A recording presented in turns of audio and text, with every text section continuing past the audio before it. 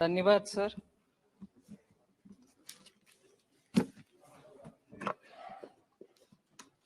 So I thank through you all the honorable members who have participated in this discussion and have gone through the budget in various ways, spoken about it in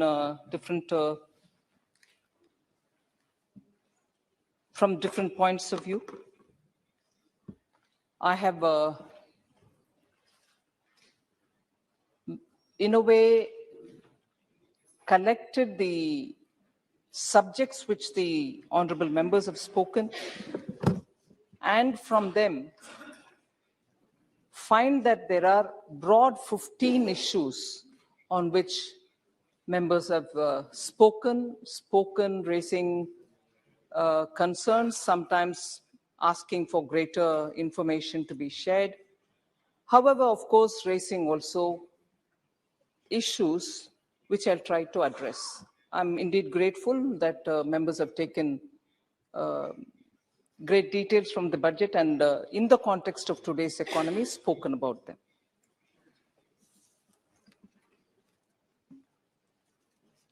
So this budget was presented, as I said during the presentation of the budget itself, was presented with the background that India was coming out of the pandemic, and there was a path of recovery that we could distinctly observe, not just by us, but also by very many observers of the Indian economy post the pandemic. But of course, sooner, we also had the Russia-Ukraine war, which commenced from 22 February. And there was, as a result, distinct inflationary pressures, particularly on the emerging markets, and it was globally felt. Also, the resurgence of COVID in China has also added a dimension which we couldn't have anticipated. So that led to the rise in international commodity prices. Also, the vagaries of weather, extreme weather conditions, also triggered off food inflation, not just in India, but in very many other countries. So, more than what the monsoon vagaries bring to India almost every year since recorded history, we had other external vagaries also affecting us, particularly in the food area. Several preemptive measures were taken up by the government, and also the monetary policy decisions by the RBI had led to a sequence of measures being taken. And therefore, by November, December of 2022, we were able to return to the realm of the tolerance band which the RBI defines. And therefore, the CPI, the Consumer Price Index, came down to the below 6% level and therefore was within the tolerance band.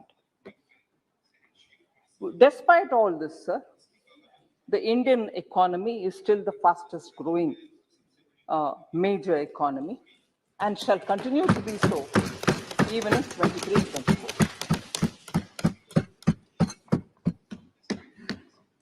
So since the pandemic, when the economy dipped by -23, our efforts to recover the economy has been through the CAPEX route, capital expenditure route from the government side.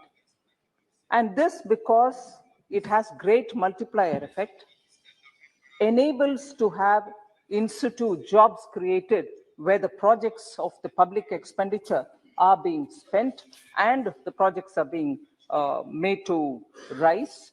So that immediately in situ creates a lot of jobs and therefore triggers better income and therefore triggers better consumption. This is a well-established route in terms of multiplier for capital expenditure, as different from the route which is asserted by economists when you give money in the hands of the people, where the multiplier is far lesser than a rupee spent, is far lesser than that rupee spent. The next very important line is also enhancing the productive capacities in the economy so that we can spur and sustain domestic demand.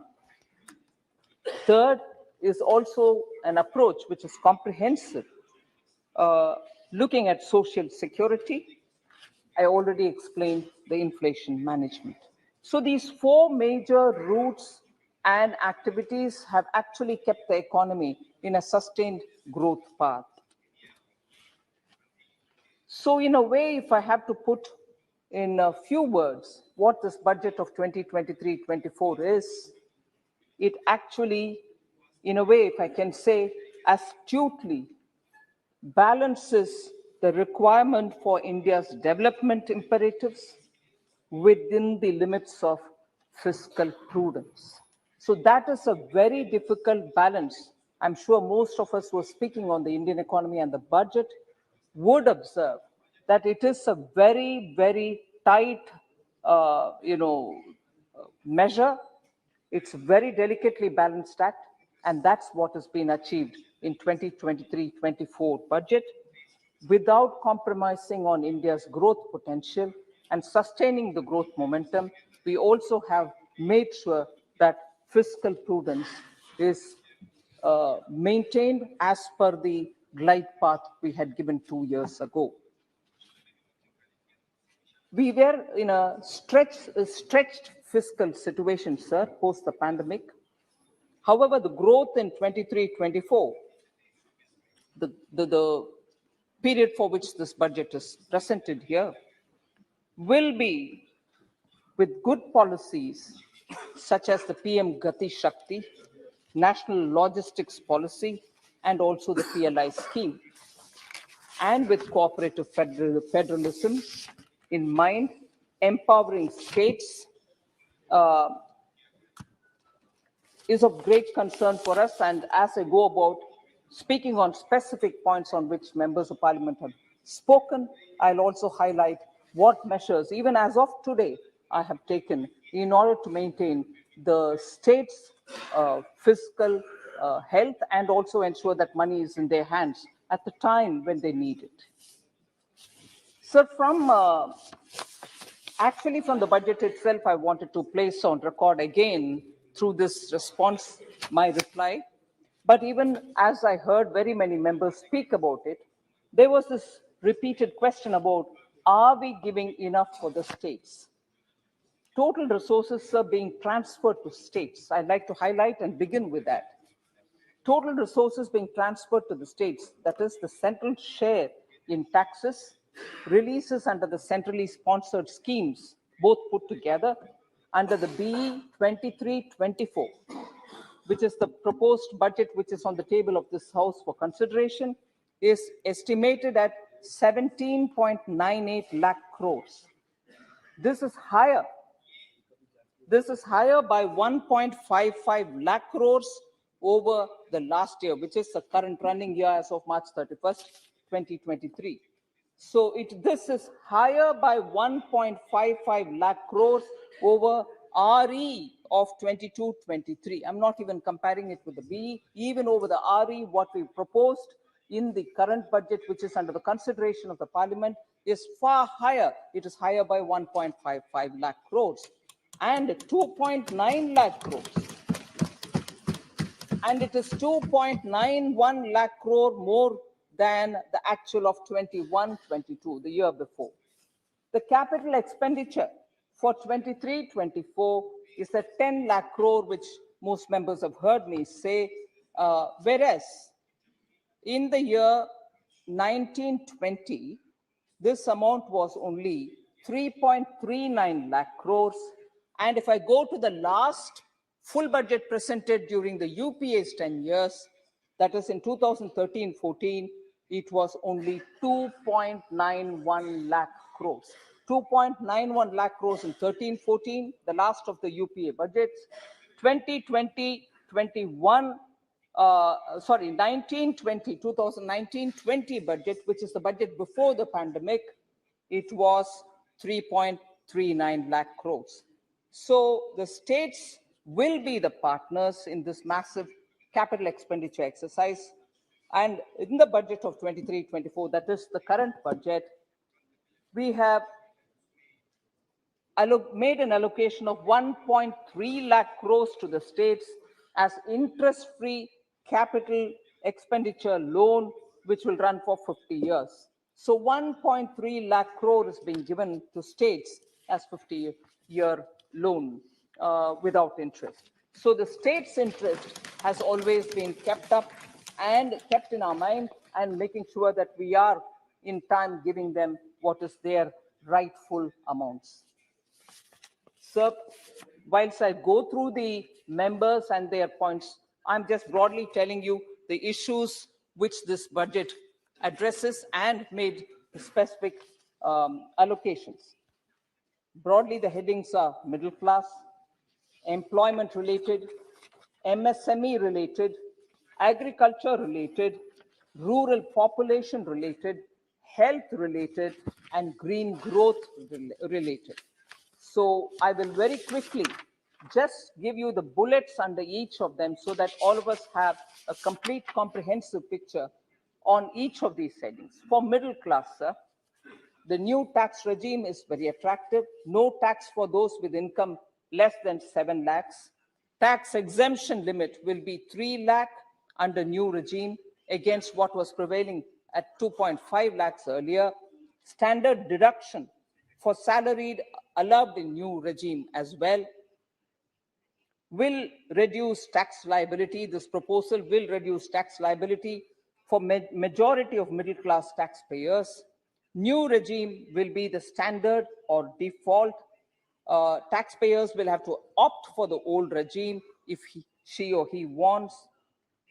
Doubling of investment limit in small savings schemes from 15 to 30 lakh, and increase in limit of monthly income scheme benefiting senior citizens and others through high interest rate with full safety will also benefit the middle class. And finally, for middle class, new small savings scheme for women and girls with attractive interest rate of 7.5% for a 2-year tenure. So here, I can't see member N.K. Premchandran, who asked for a clarification regarding the new income tax regime.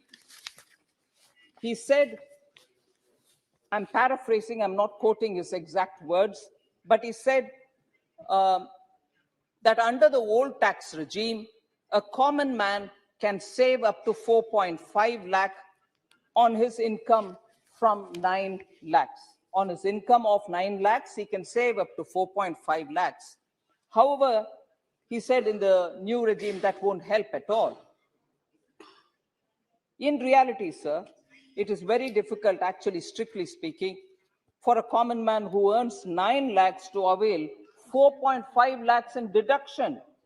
And after all, since he has to run the family as well as think of constantly of how best he can reduce the taxes. So when he's earning 9 lakh annually, 4.5 lakh in deduction itself will be quite a large and an effort-ridden exercise. Enhanced rebate, whereas what we want to explain here, since the enhanced rebate in the new scheme is unconditional, it will greatly benefit income earners in the lower tax brackets as they have higher disposable income in their hands for meeting their essential expenditure. So I wanted to just assure member N.K. Premchandran that it's not always possible for a 9 lakh salaried person to have 4.5 lakh under exemption and then also be having enough money to spend for his family. So that was for middle class. So if I move for employment related information from this budget, sir. Increase in capital expenditure with large multiplier effect, and that's 10 lakh crores, and of which 1.30 will go to the states as well. Increased credit of 2 lakh crore at lower interest rate to MSMEs who are the biggest job creators. Lab-grown diamonds have been given a fillip, which is a sunrise sector, and it has very high employment potential. Multidisciplinary courses for medical devices to create skilled manpower in futuristic medical technologies, manufacturing, and research. That's also aimed at greater employability for our people. Job opportunities through Make AI in India and Make AI Work for India in educational institutions is clearly giving that cutting edge benefit for our students. Comprehensive tourism package for 50 destinations, creating direct and indirect jobs.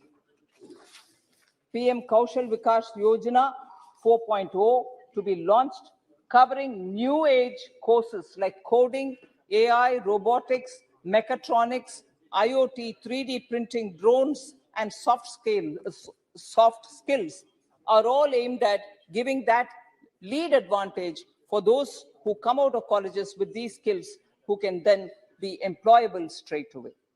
30 Skill Indian International Centers.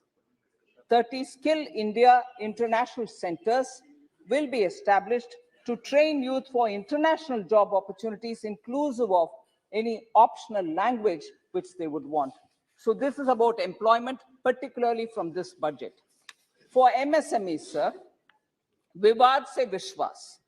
Vivad Se Vishwas scheme for refunding forfeited amounts of bid performance security, which is given during COVID period in all government and PSU contracts with MSMEs. One point which I've missed out on employment is how in the government, in this year, every month, Prime Minister, also the ministers have all gone all over the country to give employment letters in government jobs. About 10 lakh jobs are being offered in the government, and that cannot be missed out. Sir, Vivad Se Vishwas scheme for MSMEs, and also to encourage timely payment, deduction of expenses for tax purposes allowed only when payment actually made to MSMEs will greatly benefit MSMEs, because most often large companies retain them and really take the offset benefits for it without really paying the MSMEs. We want to encourage the payment of MSMEs because they are the ones who generate a lot of local jobs. Revamped credit guarantee scheme for micro and small enterprises with additional credit of 2 lakh crores and reduction of interest rate by approximately 1%. And also, the presumptive taxation limit has been enhanced both for MSMEs and for professionals. Sir, I have three more of these main subjects, so that from this budget, we'll be able to club it all together to see for that head as to what we have given. For agriculture, agricultural credit target has been enhanced to 20 lakh crores. India will be developed as a global hub for Shri Ann, that is the millets. Agricultural Accelerator Fund for agri startups. Major increase in storage facilities through cooperatives. Computerization of the PACS packs. Tax relief to cooperative sugar mills and PACs. That is more than about 9,000 crores, which is going for the benefit of the sugarcane farmers. Decentralized storage facilities through cooperatives to enable farmers to store their produce and sell it at the right time when they will get better prices. And also a new sub-scheme for fishermen, fish vendors under the PM Matsya Sampada Yojana. All this is definitely going to make India's agriculture far more robust. Rural population, sir, huge increase in the outlay for Pradhan Mantri Awas Yojana, 66% increase, and 79,000 crores are being given for PM Awas Yojana. Increase in the outlay for Jal Jeevan Mission from 60,000 crores to 70,000 crores. 15,000 crore mission for particularly vulnerable tribal groups. We talk about inclusion, but when we talk about what is being provided to the tribes, nobody wants to hear that, and they will still question. एक minute मंत्री जी, एक minute. Sir, I have a request. Today being the Friday, that the private member business, since this is financial business is going on, it may be kindly taken up on Monday. सदन की सहमति है? माननीय वित्त मंत्री जी.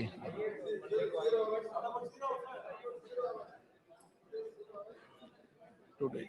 For health, the last two on which I want to elaborate, 157 new nursing colleges are being created. This also creates jobs, both for domestic and international workers. Then sickle cell anemia elimination mission, which is very important for some tribal areas. And new program for research and innovation in pharmaceuticals are the highlights I would like to say for the health area.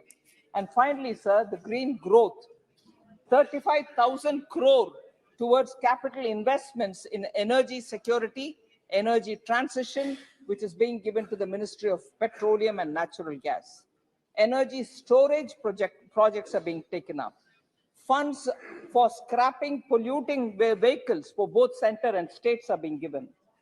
Amrit Dharohar for conservation of wetlands are being taken up. Exemption of excise duty for blended compressed natural gas.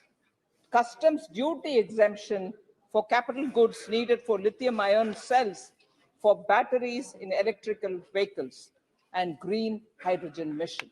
So in a gist, I tried capturing all those topics under which the budget had a lot of provisions here and there, but I've put it all together to summarize here, sir. Now I go to those 15 particular groups of issues on which honorable members have spoken. I'll group it all together on behalf of the members and try to address them. The fiscal glide path is the first issue, maintained at the cost of reduced food and fertilizer subsidy. That was a member's apprehension, which was put here, saying allocation for food and fertilizer subsidy has been drastically reduced. Was a, if I can call it as an allegation was levied. I want to say here, sir, leveled. 2015-16 till 2019-20, food subsidies have been in the range of 1 lakh crore to 1.12 lakh crores. I'm talking about 2015-16 to 2020. Whereas now in this budget for 23-24, the projection for food subsidy is 1.97 lakh crores. So it is far higher, in fact, double than what was being given in 1920 or even earlier.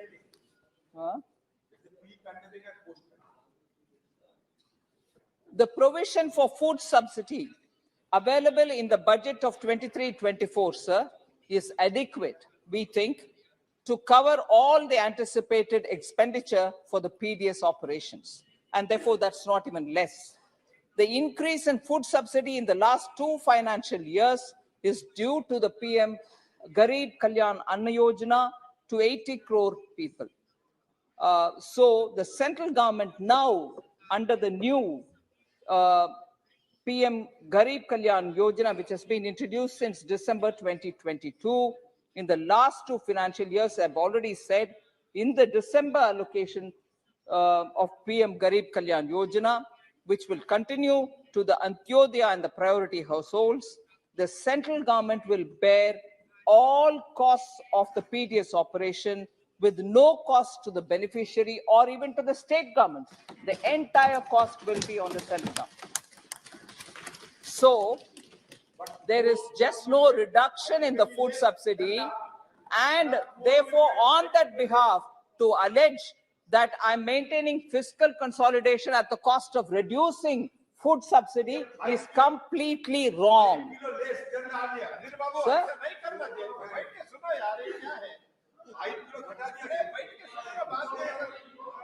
Madam को याद दिलाते हैं, madam को याद दिलाते हैं। 5 kilo कम हो गए। देखो मैं आपको एक नहीं, सुनो सुनो, पहले 5 ही तो मिलता था यार। अरे सुनो, Pandemic Adhir के Babu, टाइम पे 5 extra। Adhir Babu, you are a very senior member. Continuously disturbing, it is not to your stature. I am telling you, it is not fair on your part. अरे अरे बैठिए यार, ऐसे Sir, today Adhir ji is very conscious. Adhir ji is very conscious. I have always my respect. I have a great respect. Thank you. Surely, with that respect in place, even from my side, Adhir ji is very conscious. 5 kgs कम हो गया है. इनके NFSA 2013-14 में कितने राज्य में NFSA implement किया गया था? कोई 7 states only agreed to go along with them, and even in that, it was only 5 kgs. Suddenly, क्योंकि मोदी जी ने गरीब के लिए कोविड के समय +5 kg. अरे, I also have respect for you, Adhir ji. सुनिए ना, क्षमता रखना चाहिए सुनने में. NFSA 2013-14, sir, only 7 states took. And what did it give? It gave 5 kgs. गरीब के लिए, क्योंकि कोविड के समय किसी गरीब भूखे ना रहे, माननीय प्रधानमंत्री जी एडिशनल 5 kg दिया. वो एडिशनल 5 kg को अभी याद दिला रहे हैं. आप तो पहले से नहीं दिए. 5 kg बोले, 7 स्टेट्स में किए, बाकी देश भर में नहीं किए. आज आ गए इतना गरीब के लिए. क्या बात है जी.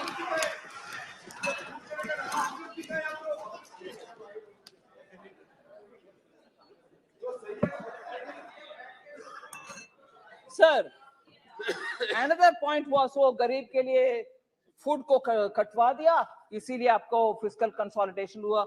I proved it. No. Now I'll come to the fertilizer subsidy, sir. 2015-16 मैं उनके 13-14-12 में नहीं जा रही हूं अभी. 2015-16 to 2019-20 में fertilizer subsidy has been in the range of 65,000 crore to about 80,000 crore. Then in 22-23, that is this year, provision for fertilizer subsidy was about 1.05 lakh crores. In this budget, which is under consideration here in this parliament for 23-24, this has been raised to 2.25 lakh crores. Sorry, 22-23 ke liye, this saal has been raised to 2.25 lakh crores. Why was this raised for the current year so much? Because international prices went up. We had to import at a very high cost. On this, there is some data which I'd like to share with you, sir. Ek bori, which is 45 kgs, I think, of fertilizer, was somewhere in the range of 220 rupees. Whereas we had to import it somewhere in the range of 2,800. The very same 45 kg bori was 2,900 something. Approximately, the import cost had gone up. We imported it all at that cost, but did not put the burden on the farmer. किसान के ऊपर 1 पैसा ज्यादा तब भी नहीं लिया, अभी भी नहीं लिया. ये टोटल केंद्र सरकार के ऊपर है.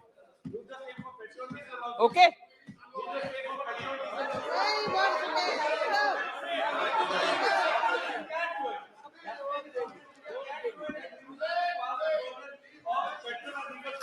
Sir, I was 1 minute, sir. क्योंकि हमारे very active member honourable Gogoi इस विषय में उठे, मैं जो विषय बाद में बोलना चाहती थी, मैं अभी ही बोल रही हूँ. एक्साइज ड्यूटी जब ज्यादा हुआ, फॉरेन प्राइस जब, इंपोर्ट प्राइस जब ज्यादा हुआ, प्रधानमंत्री मोदी जी 2 बार एक्साइज ड्यूटी को कम करके जनता के ऊपर बोझ ना हो ऐसे स्टेप लिया. नवंबर में और जून में, नवंबर 21, जून 22 में 1 मिनट सर उस विषय में बोलना चाहती हूं. तब से लेकर आज तक हम तो जनता के ऊपर बर्डन कम हो इसीलिए एक्साइज ड्यूटी को कम कर रहे हैं। इसके उल्टा करने वाले स्टेट्स का नाम लेना चाहती हूं सर। सॉरी, मेरा हिंदी सही आ रही है कि नहीं? हम तो प्राइस कटवाने के लिए कोशिश करके नवंबर में 2021 और जून 22 में कटौती की। माननीय प्रधानमंत्री जी बोले कि एक्साइज ड्यूटी को कम करो, किए, मगर तब से लेकर आज तक मैं नाम लेना चाह रही हूं, एक पहले किया होगा, आज दूसरे क्या कर रहे हैं, जो भी हो, उल्टा जनता के ऊपर बोझ पड़ना परवाह नहीं पड़ेगा, करने दो। ऐसे करने वाले लोग का नाम बोल रही सर। एक्टिव हमारे, ठीक है अधीर जी पूरे 2 दिन आप सबका सुना। प्लीज प्लीज प्लीज प्लीज धैर्यपूर्वक सुनिए। सर, हमारे एक्टिव मेंबर गोगोई जी, वो उनके हिमाचल के सरकार से पूछना चाहिए, चुनाव जीतकर आने के तुरंत बाद VAT value added tax on diesel 3 रुपए ज्यादा किया, ये उनका है। ठीक है सर। सर, और वैट इंक्रीज करने वाले आप हो भाई, वैट इंक्रीज करने वाले आप हो। आप बिना सोचे समझे बात ना करो। आपने वैट इंक्रीज किया डीजल के ऊपर, वो भी सर। इसीलिए वो कभी भी, कांग्रेस के कल्चर यही है, आरोप लगाएंगे मगर जवाब देंगे तो हम चिल्लाएंगे, वॉकआउट करेंगे, इधर नहीं रहेंगे। ये उनके तरीका देख लीजिए, अभी भी देख लीजिए, सच्चाई सामने आने पर चिल्लाना। सर, दूसरा एक और विषय, अरे करप्शन के ऊपर आप डेटॉल से मुंह साफ कर दो भैया, कांग्रेस वाले। करप्शन के ऊपर आप बात कर रहे हो सर। पंजाब में सर, आपकी कोई आवाज नहीं जा रही, बंद कर दीजिए। पंजाब में sir, Punjab sir has increased VAT on petrol and diesel in February 2023, which will lead to an increase in the price by approximately 90 paise per liter. Increase हो रहा है भाई, कम नहीं हो रही है। पंजाब के कोई भी है तो सुनिए सर। केरला सर, हाँ कांग्रेस नहीं है, जरूर कांग्रेस नहीं है। Why? Because I'm telling you. Because you are not mentioning the Right? name of West Bengal. Oh, sir.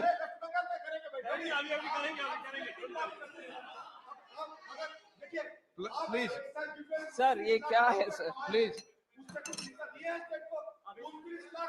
Please please please please माननीय सदस्य, please sir, please please please sir, Paschim Bangal की पीड़ा व्यक्त कर रहे हैं। Sir, Kerala announced in February 2023 a levy, which is, I think, a social security cess, Kerala government, of 2 rupees per liter of petrol and diesel on both. हाँ, अभी माननीय leader of the opposition, if I can call him that, Adhir Ranjan Chowdhury ji said, cess आप collect कर रही हो। Cess का विवरण भी मैं देती हूँ, कितना कलेक्शन होती है, कितना स्टेट्स को जाता है, मैं बिल्कुल देती हूँ उसको। सर, ये अगर ये सब है, बाकी भी बोलती हूँ सर, स्टेट्स, राजस्थान नहीं, राजस्थान में गड़बड़ है भैया, पिछले साल के बजट इस साल पड़ रहे हैं। Sir, उनको तो ये भी पता नहीं है Amma. Sir, इस साल God का किसी कि को अगले भी, साल का बजट पढ़ रहे हैं, पिछले साल का बजट पढ़ रहे थे ये भी Sir, पता मैं नहीं। ये भी, बजट पढ़ रहे हैं, पिछले साल का है कि इस साल का है। Sir, मैं ये भी कंसीड करने के लिए तैयार हूं, गलती हो सकता है किसी का भी, भगवान की कृपा रहे, कभी भी किसी का भी वो हालत होना नहीं चाहिए कि पिछले बजट इस साल पढ़ रहे हैं। I pray to God, honestly गलती किसी का भी हो सकता है। I pray to God nobody should be able to be in that position, but today it happened, so I have to mention it.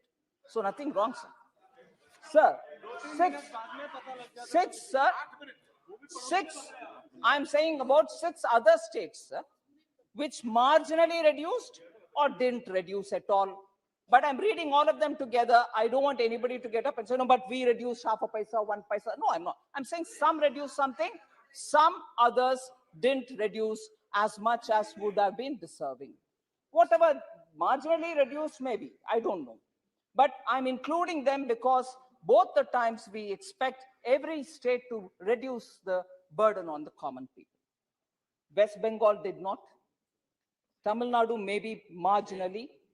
Andhra Pradesh, Telangana, Kerala, and Jharkhand have not reduced the prices on petrol and diesel till date. As I said, some state probably reduced marginally.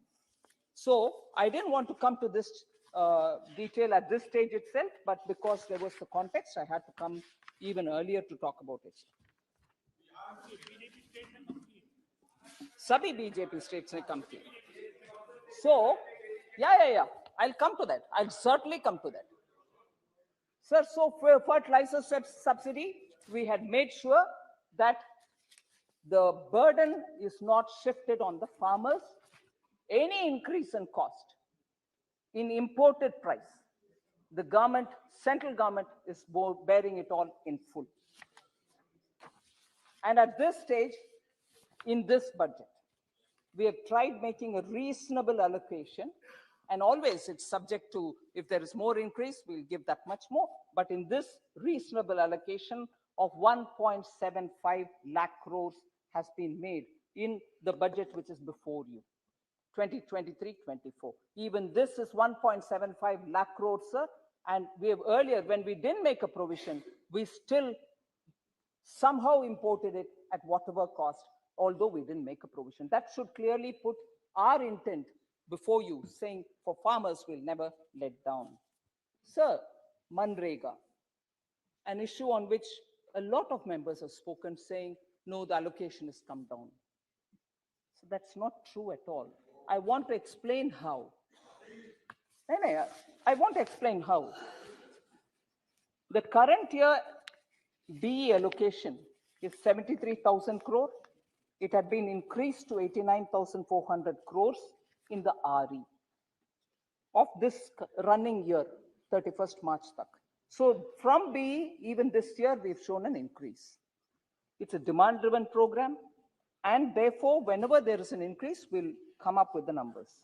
But this year, we want to also underline the fact that Manrega outlays factors in economic recovery and massive increase in the PMAY Awas Yojana, particularly the rural, where 34,487 crores have been allocated. Other than the allocation for Manrega itself, here, similar beneficiaries, similar rural work gets 34,487. The same set of people will have to benefit from it. And the Jal Jeevan Mission gets 10,000 crores, which caters to the same catchment area and also the same beneficiaries. So there is actually no reduction. One, it keeps going up as and when the demand comes. अरे सुनना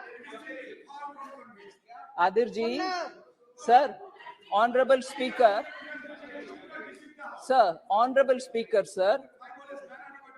आप पढ़ madam आप पढ़िए sir, There is no connection. Sir. Suresh Babu, घर और जल पानी के बीच कनेक्शन नहीं है क्या?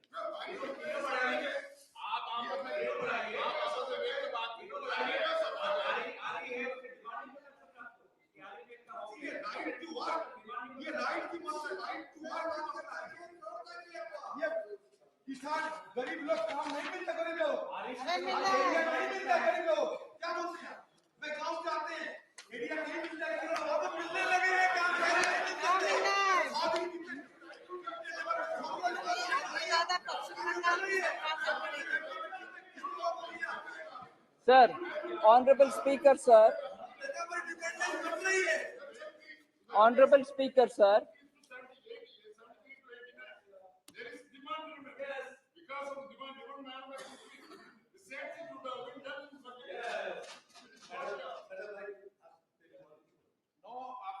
Sir, 1 minute, sir.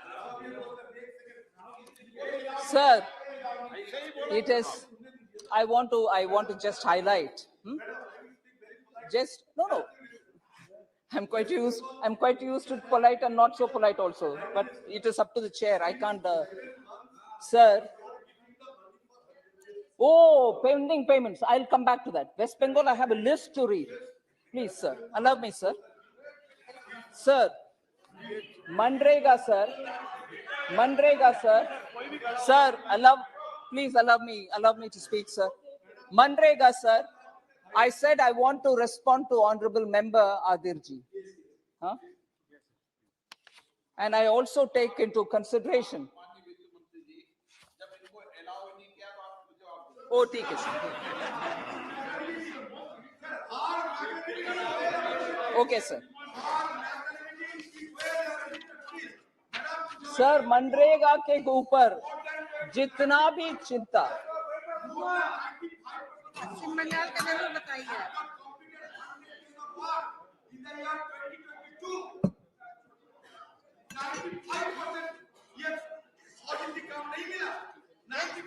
ये दीदी से जवाब पूछो, ममता दीदी से। सर, मनरेगा के विषय में क्योंकि इतना चिंता वाजिब है। अरे वाजिब है भाई, इतना चिंता जता रहे हैं।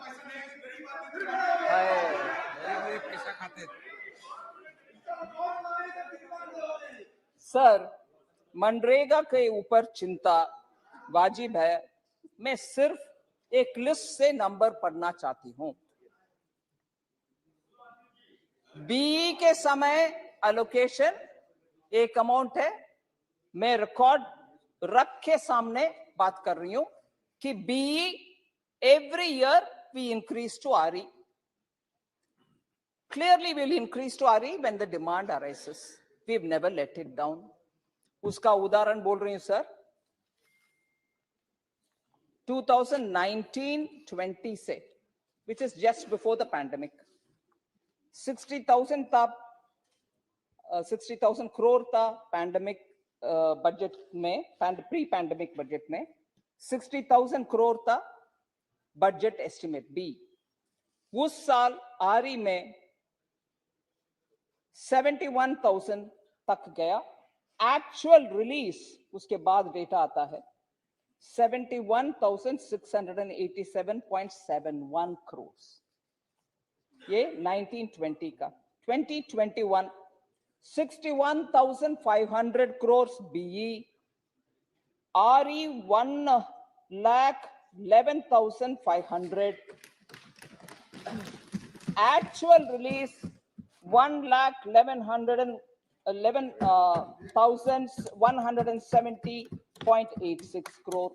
बढ़ते गए 21-22 73,000 BE, 98,000 RE, actually it was 98,467.85 increased allocation। ऐसे इस साल भी 73,000 BE, already 89,400 RE। ये हमारे प्री पैंडेमिक का एक साल और पोस्ट पैंडेमिक का डिटेल। प्री पैंडेमिक का प्रीवियस ईयर्स भी ऐसा ही है, मगर मैं याद दिलाना चाह रही हूं 2009-10 जानना चाहिए प्लीज, हंसी मजाक नहीं है। गरीब रूरल, आप हंस रहे हैं ना जी, आप sir hope honourable chairman sir हंस रहे हैं मुझसे इतना नहीं गोगोई जी प्लीज अभी ही laughed at me. He laughed at me. I'm giving details and he's laughing at me. But when it suits him, he says, गरीब के लिए हम बात करते हैं, आप बोलो. गरीब के लिए बात कर रही हो, हंस रहे हैं. वो सही है क्या? No. मैं गंभीरता से उनके पॉइंट को लेकर के जवाब दे रही हूं. हंसना? Yeah, thank you for setting the standards. I'm seeing how it is happening here. Sir, Honorable Sir, 2009-10 में BE 39,100, 2009-10. हाँ, जरूर जाऊंगी. 2009-10, 39,100, 39,100 RE. अरे सुनना Oh, that's not applicable now, ma'am. That's not applicable now, ma'am. Sir, 2010-11, 40,100 BE. How much was RE? वही 40,100, मगर actual spent was 35,841 only. Sir, 2011-12, 40,000 BE. RE 31,000. And actual fund released 29,215. Sir, ये गरीब Sir. को क्या करने वाले गरीब का विषय में पॉलिटिकल नहीं बनना चाहिए जब आपके शीशे के घर ऐसा है.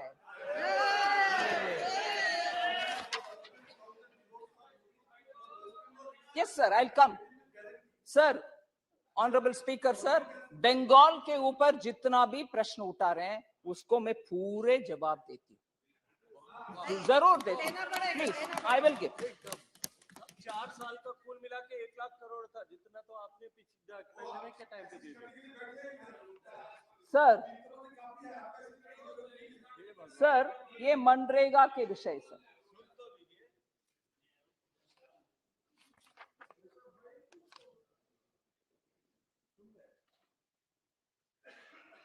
एक था अलिगेशन सर जो अभी ऑनरेबल मेंबर भी जिक्र कर रहे हैं.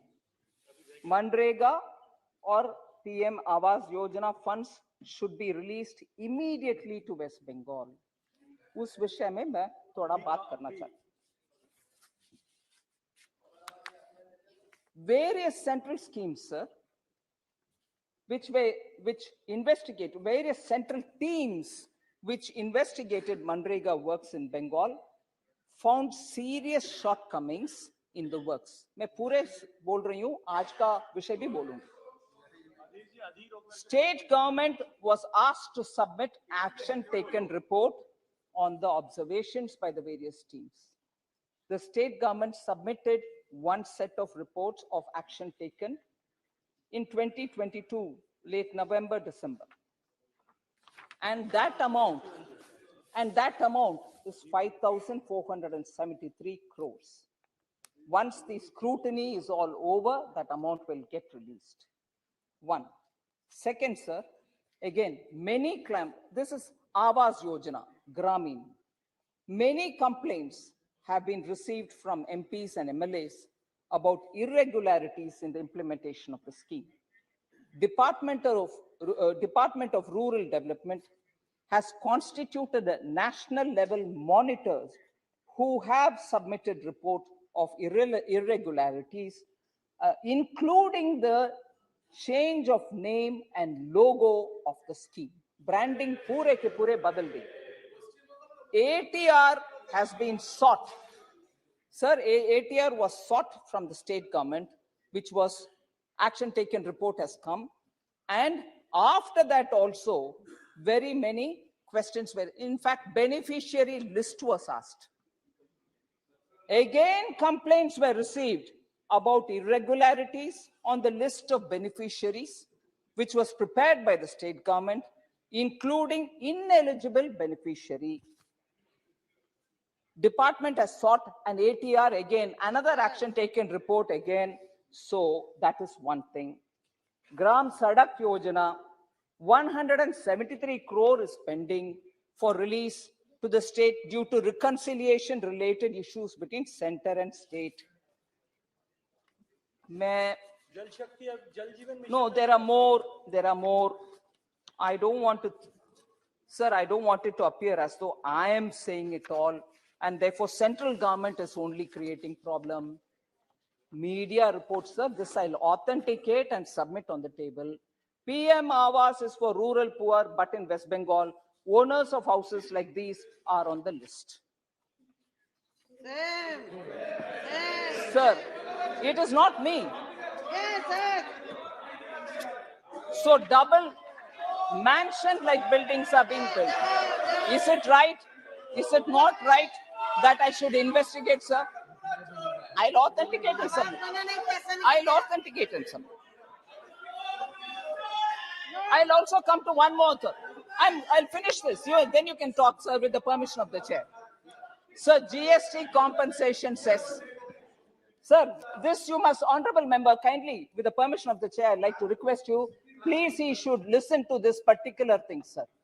और ये हम सब के लिए भी एक सबक जैसे विषय है. मैं बहुत ही विनम्रता से ये बात आपके सामने रखना चाह रही हूँ. Sir, GST compensation cess. West Bengal says 823 crore is pending for release to the state because the state government has not sent AG certificate. I'm saying 2017-18. But in this bahana, this is not a news report. This is my own office paper I'm reading. Huh? I'll just give you this information. It may be useful for the honorable member. Sir, honorable chair से बात कर रही हूं मैं. Honorable chair के साथ बात कर रही हूं मैं. Sir, arrears of compensation released to states, union territories, as per AG certificate which is given for the revenue figures. AG का certificate के साथ compensation का request जब पहुंचता है, हम amount release करते हैं. वेस्ट बंगाल के डिटेल मैं आपके सामने रखना चाह रही हूं, बहुत ही विनम्रता से. सुन लीजिए पहले आप. Compensation cess. बोल चुके हैं. सर, बार बार हमें बोला जाता है, चिट्ठी आता है बंगाल से, हमारे कॉम्पनसेशन रिलीज नहीं हुआ. एजी सर्टिफिकेट के साथ अगर आता है, मैं तुरंत रिलीज करती हूं. बट बंगाल के विषय आपके सामने बहुत विनम्रता से मैं रिपीट कर रही हूं, क्योंकि मुझे चकित रह गई हूं ये देखने के बाद. क्या विषय?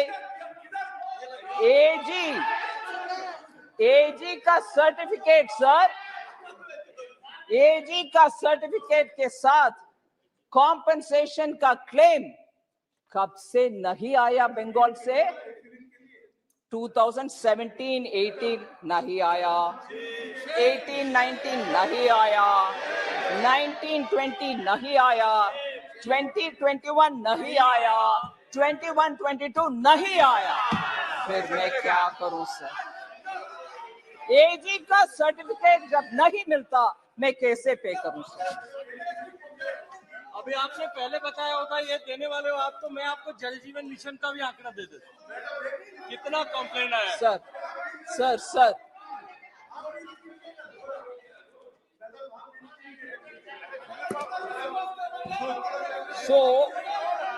बाबू इधर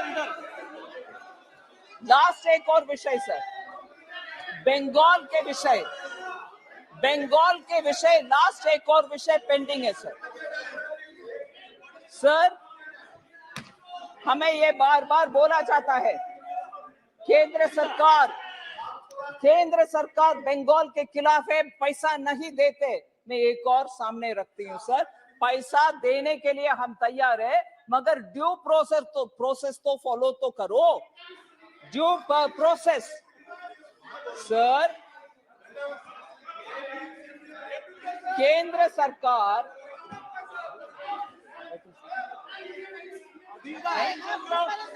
अधीर का परमिशन चेयर। सर, चेयर मुझे बोलने के लिए कह रहे हैं, मैं वो बात कर रही हूँ। सर, केंद्र सरकार हर राज्य को जब उनको सेंट्रल आर्म्ड पुलिस का मदद चाहिए होता, उनको दे देते हैं। सेंट्रल आर्म पुलिस चाहिए, ले लो। सेंट्रल आर्म पुलिस फोर्स का बंगाल को भी डिप्लॉयमेंट के लिए दिए, मगर बंगाल से ड्यू उनकी तरफ से हमें पेमेंट जो करना है, क्योंकि हम तो पुलिस फोर्स दे रहे हैं उनको, उधर से हमारे पास उनके पैसा अगर रह गया तो इतना आवाज उठाते हैं। ठीक है, राइट है उठाने के लिए, मगर हम भी उठाना चाहिए sir. Central arm forces Bengal के लिए दिए 1841 करोड़ पैसा हमारे उधर बाकी पड़ा हुआ है, नहीं मिला। ये कैसे सर? आपने उसका हम due देते process रहे पूरा किया है कि नहीं? हाँ? उसका ड्यू प्रोसेस पूरा है कि नहीं? सो सर, बंगाल के विषय में मैं ये बात जरूर सामने रखना चाहती हूँ, because it's matter of data.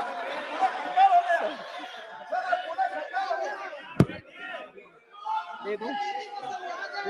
आपको हाथ जोड़ के कह रहे हैं कि मेरे को बताओ, आप मत बोलो। हाथ जोड़ के कह रहे हैं कि मत सर, बोलो, वेस्ट बंगाल पे और मत बोलो। इतना भी आपको नहीं मारना चाहिए निर्मला जी। इतना भी नहीं मारना चाहिए, हाथ जोड़ना पड़ेगा। ठीक है sir, with your permission sir. एक मिनट ज्यादा। मैडम आप सुनिए, मैडम आपको बताते हैं, मैडम आप इसको बोस, अरे उसको तो बैठाइए। तुम्हारा तार कट गया, तार जुड़वाओ पहले। Madam, myself along with 10 MPs we met Giriraj Singh ji and we had a long discussion for 1 hour.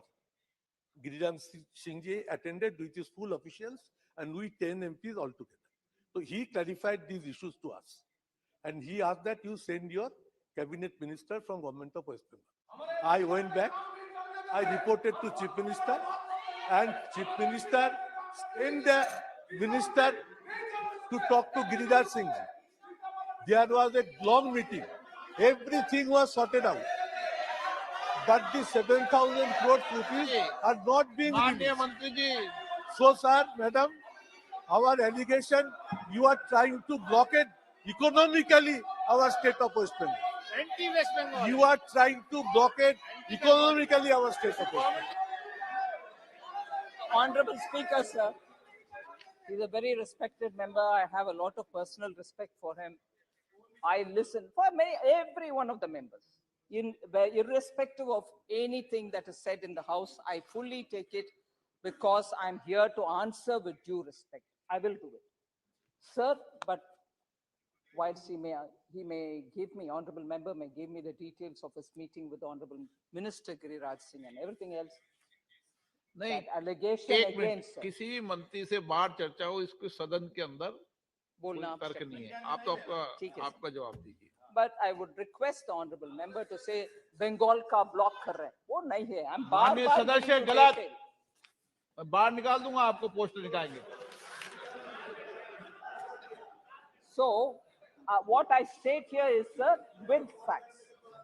I state with facts. I'm not giving any figment of my imagination.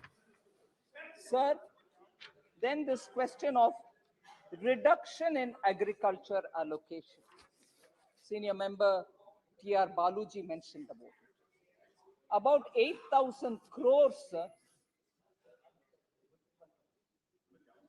from RE 22-23 to BE 23-24. What was in the RE of the current running year to the BE of the forthcoming year. 8,000 crores is the increase. It includes outlays for agriculture research, animal husbandry, dairying, fisheries, and cooperation sector. PM Kisan, sir, also reflects the provision based on beneficiary update. Quite a few members many of them are not here, but I still will say it. PM Kisan, sir, there is a lot of data updation which is going on. Deduplication analysis of beneficiaries being done by the Ministry of Agriculture. So the duplications are being weeded out. And this is not being said for the first time here.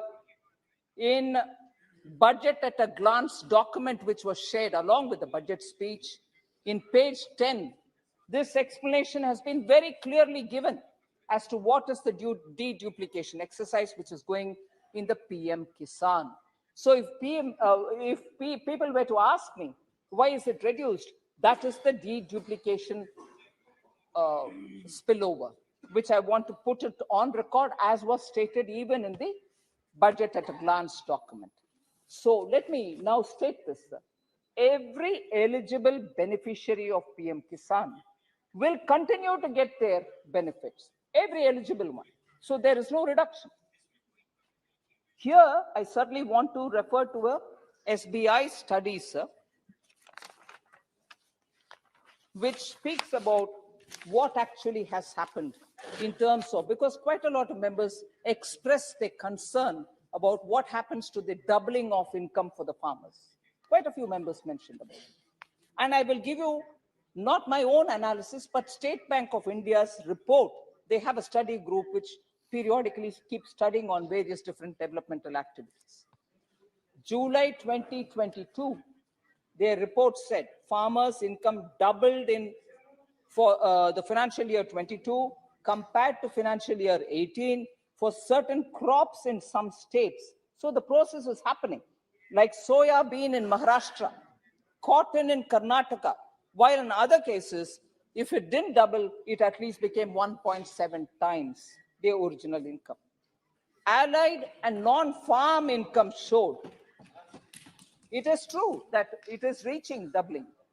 Allied and non-farm incomes showed a significant increase of 1.4 to 1.8 times in most states, in tandem with farmers' income during the same period. So this substantiates another thing, sir. There's one more.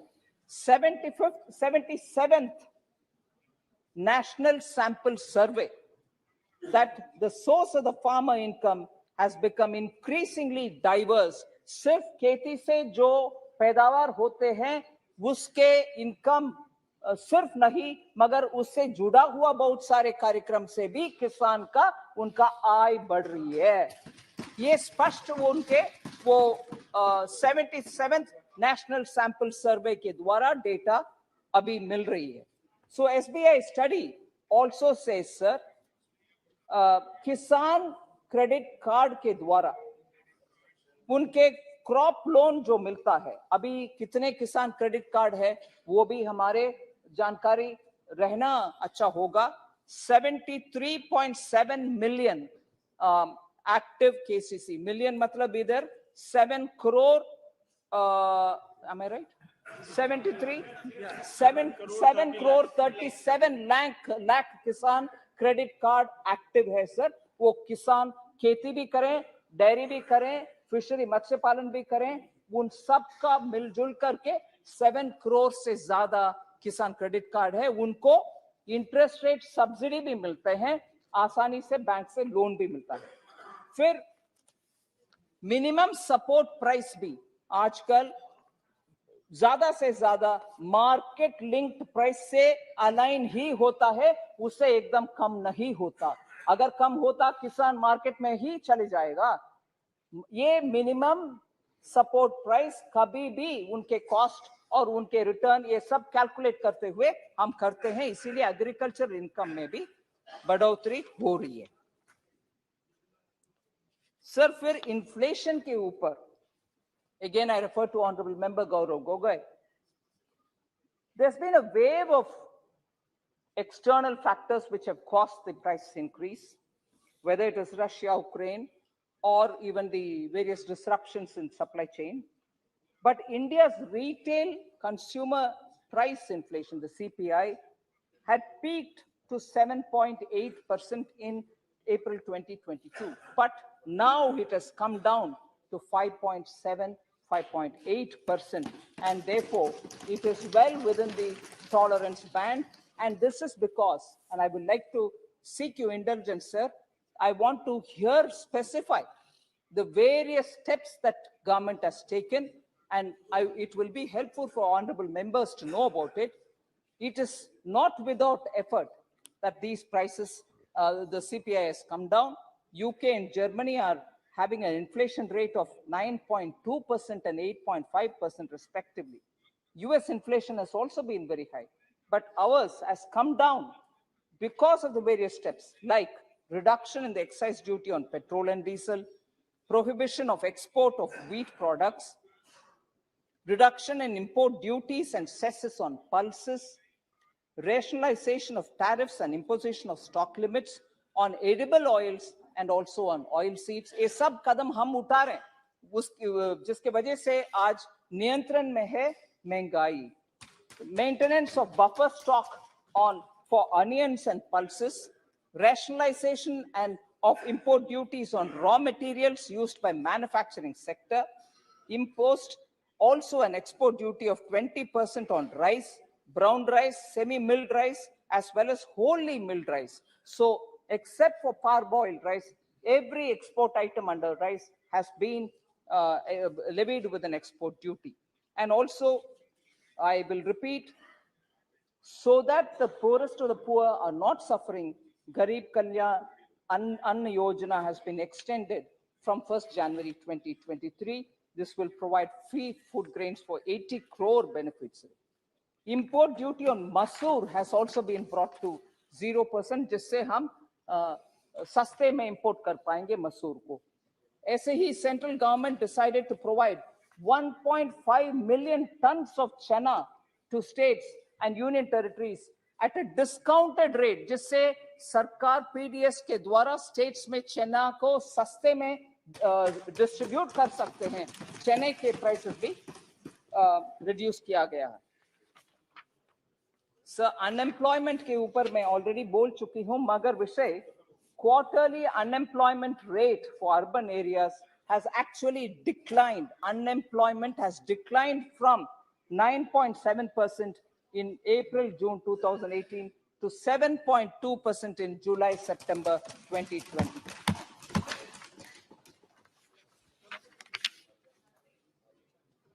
So, employment generation through MSMEs is something which I earlier elaborated on. There was also this very frequently heard concern that health and education had lesser allocation. Even that is not true, sir. Ministry of Health and Ayush, the BE for 23-24, which is this budget which is here, is about 92,802 crores, which is higher than the BE of 22-23 of 89,250. पिछले साल 89,250 था crores health के लिए, इस साल 92,802 हो गया है. बढ़ती आ रही है, ना कि कम. एजुकेशन के लिए सर पिछले साल हमने 1.04 लाख करोड़ 1.04 लाख करोड़ दिए. इस साल हमने उससे बढ़कर के 1.13 लाख करोड़ दिए हैं. इसलिए एजुकेशन का भी कम नहीं हुआ है.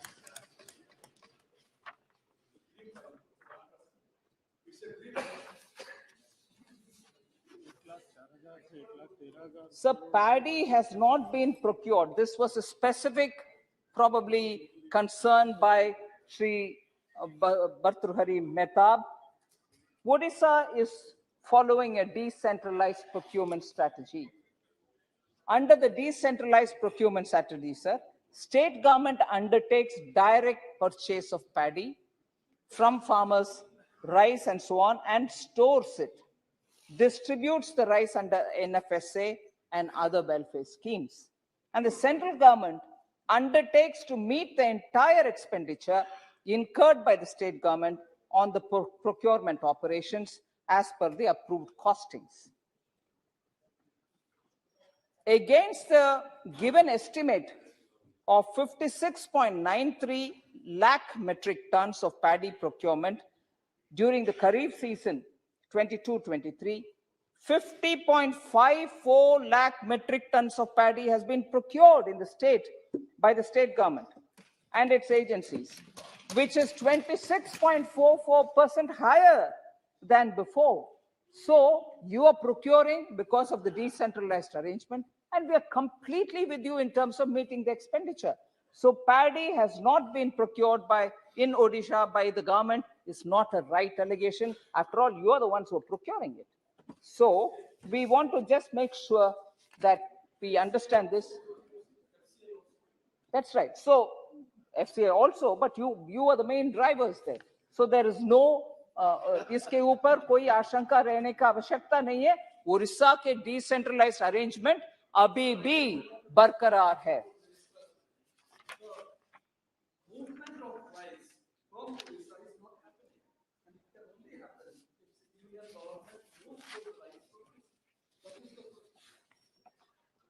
So, but I thought he was talking about the procurement earlier. I've answered that.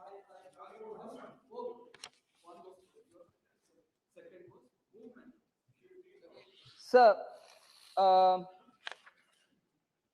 then there were a lot of members who said allocation has not been announced in the budget for MISHTI, Agricultural Accelerator Fund, PM Pranam, Shri Anna Yojana, and all that. That will obviously come after we have the budget cleared through the House. So lastly, quite a few. Sir, I have few things to say, sir. Sir, मैं हिंदी में भी बोलना चाह रही हूँ sir. अगर मेरा गलती कुछ है तो हिंदी में बोल रही हूँ. जो स्कीम्स बजट में अनाउंस किया गया है, चाहे वो मिष्टी हो, एग्रीकल्चरल एक्सेलरेटर फंड हो, पीएम प्रणाम हो, श्री अन्न हो, इन सब का घोषणा तो हुई, मगर पैसा अलॉटमेंट अभी पारित होने के बाद हम करेंगे. वो अभी नहीं है, शिकायत नहीं हो सकता.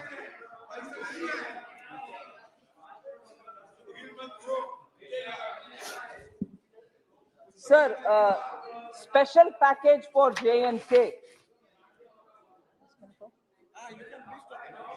Sir, special package for J&K. J&K के ऊपर attention नहीं है. I can't see the member, Honorable Hasnain Masoodi ji.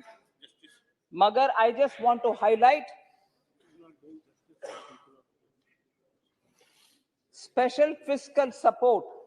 आपको याद होगा सर, जब मैं सप्लीमेंट्री डिमांड फॉर ग्रांट्स के लिए विंटर सेशन में आई थी, 9,486 crores have been given for special assistance, special fiscal support for J&K.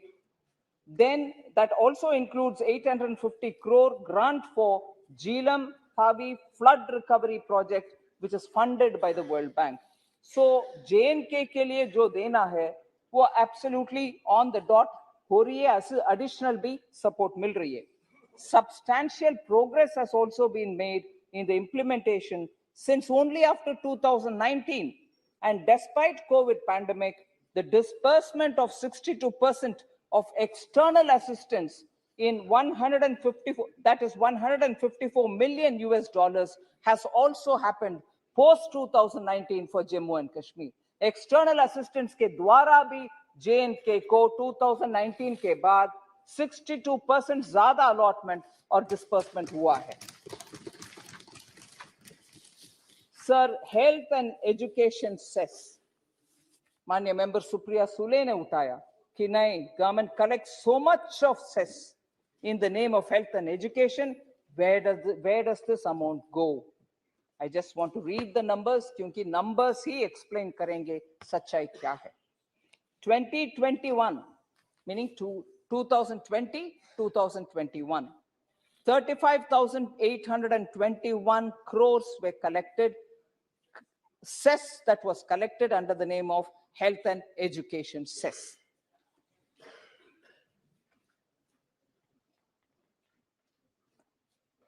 From this amount allocated to the Ministry of Education, from this मैं बोल रही हूँ जानबूझ करके, I know this is far less, 50,729 for education, Amount allocated for Ministry of Health, 18,498.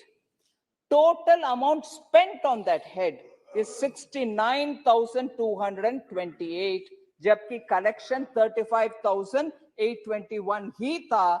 Actually हमने states को 69,228 तक दिया है सर उस साल 2020-2021.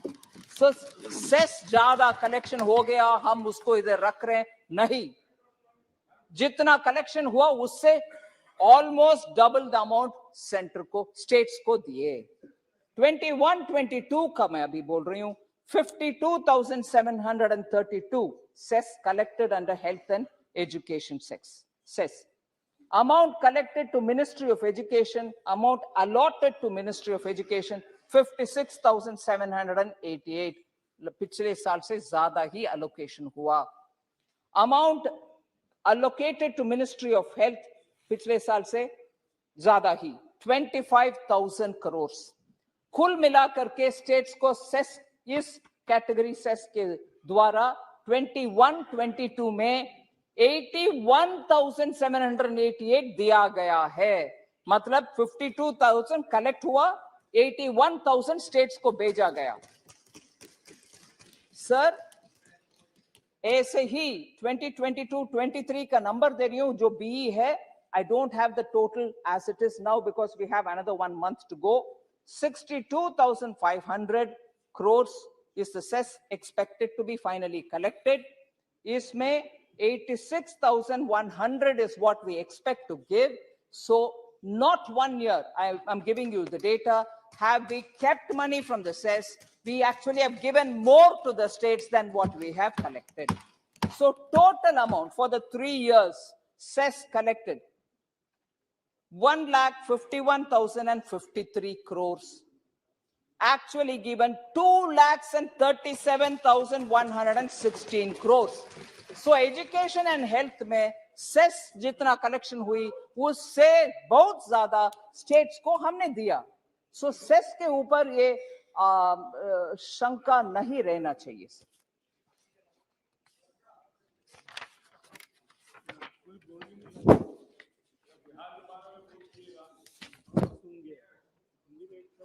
Sir, again, here it was question about 15th Finance Commission, the share of the states in the divisible pool, which is 141%.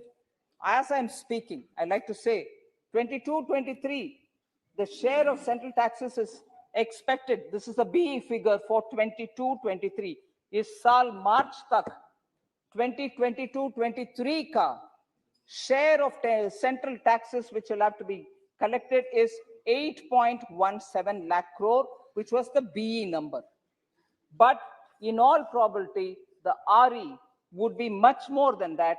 And I roughly say, I hope I'm not going to be pinned down on this. I'm giving at an estimated number, 9.4 lakh crores is what we might get as central taxes. Collection अच्छा होने के कारण ये number 8.17 था, अभी 9.48 lakh crore का expectation RE का. So devolution में ज्यादा amount जाना चाहिए, इसलिए मैं बोल रही हूं हर महीना जितना देते हैं हम devolution के फॉर्मूला के तहत उतना देंगे. मगर मैं आज, क्योंकि आज 10 तारीख है, normally we distribute devolution of tax goes to the states.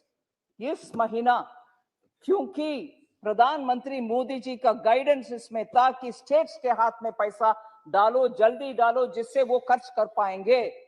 इस महीना हमने 1 महीना के devolution के जगह पर 2 महीना का ही दे रहे हैं. We are giving 2 months in the place of 1.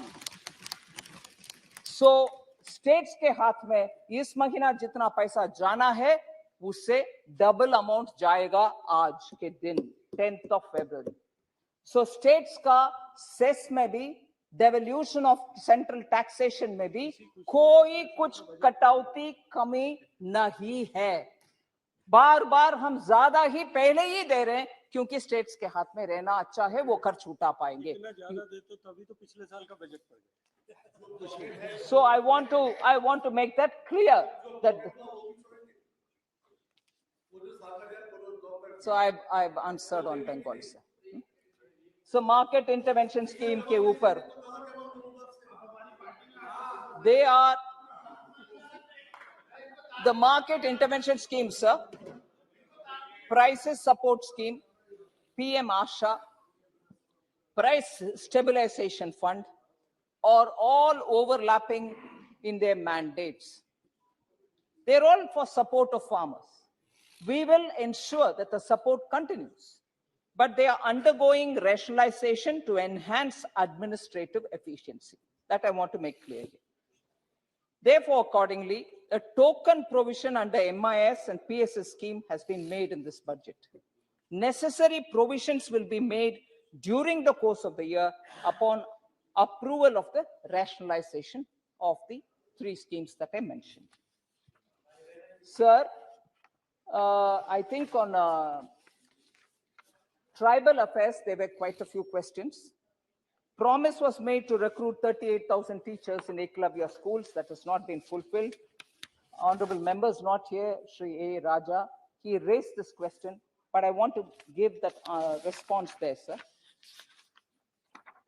Under this scheme, residential schools to be established in each block with 50% or more tribal population.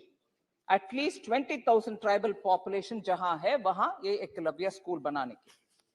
Altogether, 740 Eklavya schools are scheduled to be established across the country, out of which 690 Eklavya model schools have already been sanctioned and are remaining to be, and the rest are remaining to be sanctioned on receipt of land details from the concerned states. Presently, 401 such Eklavya model schools are functioning with an enrollment of 113,275 students. We're talking about tribal students who are registering in Eklavya model schools. And therefore, this budget has made a provision for recruiting 38,500 teachers for all the 740 Eklavya schools. And this announcement has been made in this budget. And in a phased manner, within 3 years, this whole recruitment will be completed. Sir, I'm coming to the last issue, sir. That is the 15th issue. Reduced allocation for minority affairs. Adir ji uske upar bahut hi chinta jataye. Sir, first of all, I'll go to the details of it. First of all, sir, hum vote bank politics nahi karte. सबका साथ सबका विकास करते, जिनका eligibility हो fellowship के लिए, चाहे वो कुछ भी मजहब का हो, कम्युनिटी का हो, लैंग्वेज का हो, उन सबको फेलोशिप मिलता है किसी ना किसी हेड पर, ट्राइबल अफेयर्स के द्वारा, सोशल वेलफेयर के द्वारा, कोई ना कोई कैटेगरी द्वारा सबको मिलता है. We don't believe in vote bank politics. And therefore, we have very clearly, and in this case, I want to get into the detail to tell you,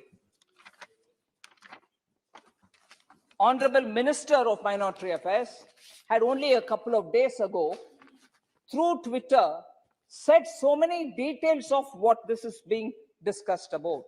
She says, students across all categories, I'm quoting here, students across all categories, irrespective of community, are eligible for Junior Research Fellowship Scheme of the UGC and the CSIR. Moreover, students from minority communities are also covered under the fellowship schemes of other ministries, including Ministry of Social Justice and Empowerment and Ministry of Tribal Affairs. So clearly, and then she goes on to say, in the last 8 years, I'm quoting again, sir, in the last 8 years, more than 21,100 minority students have been granted loans worth 289 crore through the National Minority Development and Finance Corporation, the NMDFC, against 17,200 beneficiaries during 2006 to 14 UPA regime. उस समय 17,200 था, अभी 21,100 minority students को मिल रही है.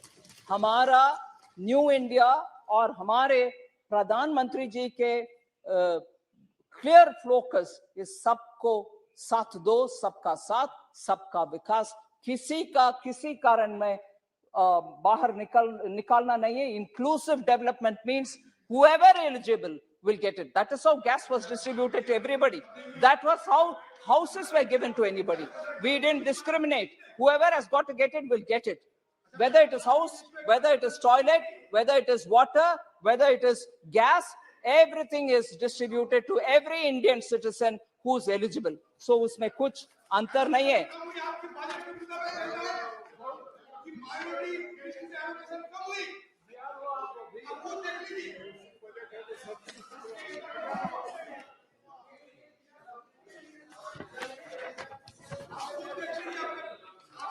Sir, एक और विषय sir. It's very audible. Thank you. Very audible, and I've answered. If you want to not hear it, it's a different story. Sir, एक विषय sir. I've answered that question, sir. Honorable member, I've answered that question. Sir, एक और विषय sir. क्योंकि मेरा नाम लेकर के विपक्ष के नेता बोले निर्मला सीतारामन ने इतना अमाउंट ग्रीन के लिए अलॉट किया, ये किसी को मन में रखते हुए अलॉट किया. प्रधानमंत्री मोदी जी के सरकार में कोई किसी का मन में रखते हुए नहीं करते, सबको मन में रखते हुए करते हैं. ये देश को मन में रखता है. इसीलिए ऐसे बयान देना absolutely is wrong. If anything, I would want to end in a positive note, but if anything, if such language continues, and I've been repeatedly the target of such language by the leader. I'm not taking anybody's name because the leader is not around here now. Throw the allegation and go away.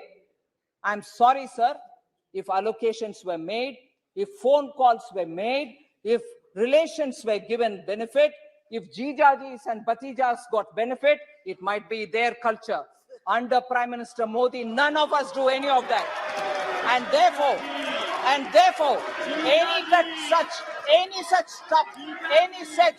any such allegation will be given back in the same language. I'm sorry. I cannot afford to have this kind of language. Sir,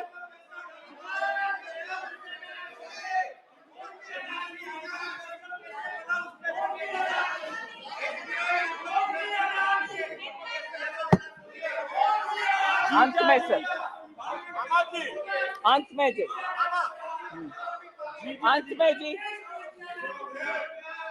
में जी आदिर जी बात करते हैं, बहुत emotionally बात करते हैं. हाँ, हमारे ऊपर एलिगेशन डाला, आप एक कम्युनिटी के खिलाफ है. सर, मैं अपील करती हूँ आपको, स्पीकर सर, मैं अपील करती हूँ आपको, जरा सुनने के लिए क्षमता रखने के लिए बोलिए. सिर्फ 2-3 विषय है सर, सिर्फ 2-3 विषय जो उनको थोड़ा पसंद नहीं लगेगा.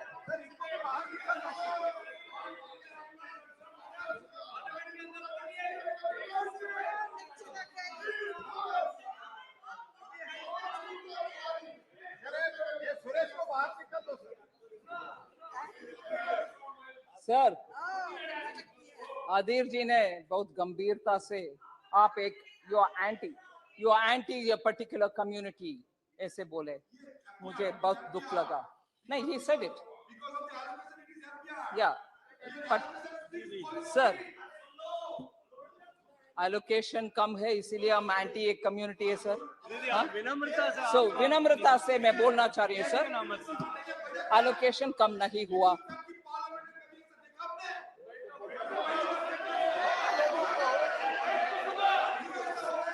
सर, इन लोगों को जीजा का नाम लेता है तो ऐसा प्रॉब्लम हो जाता है सर.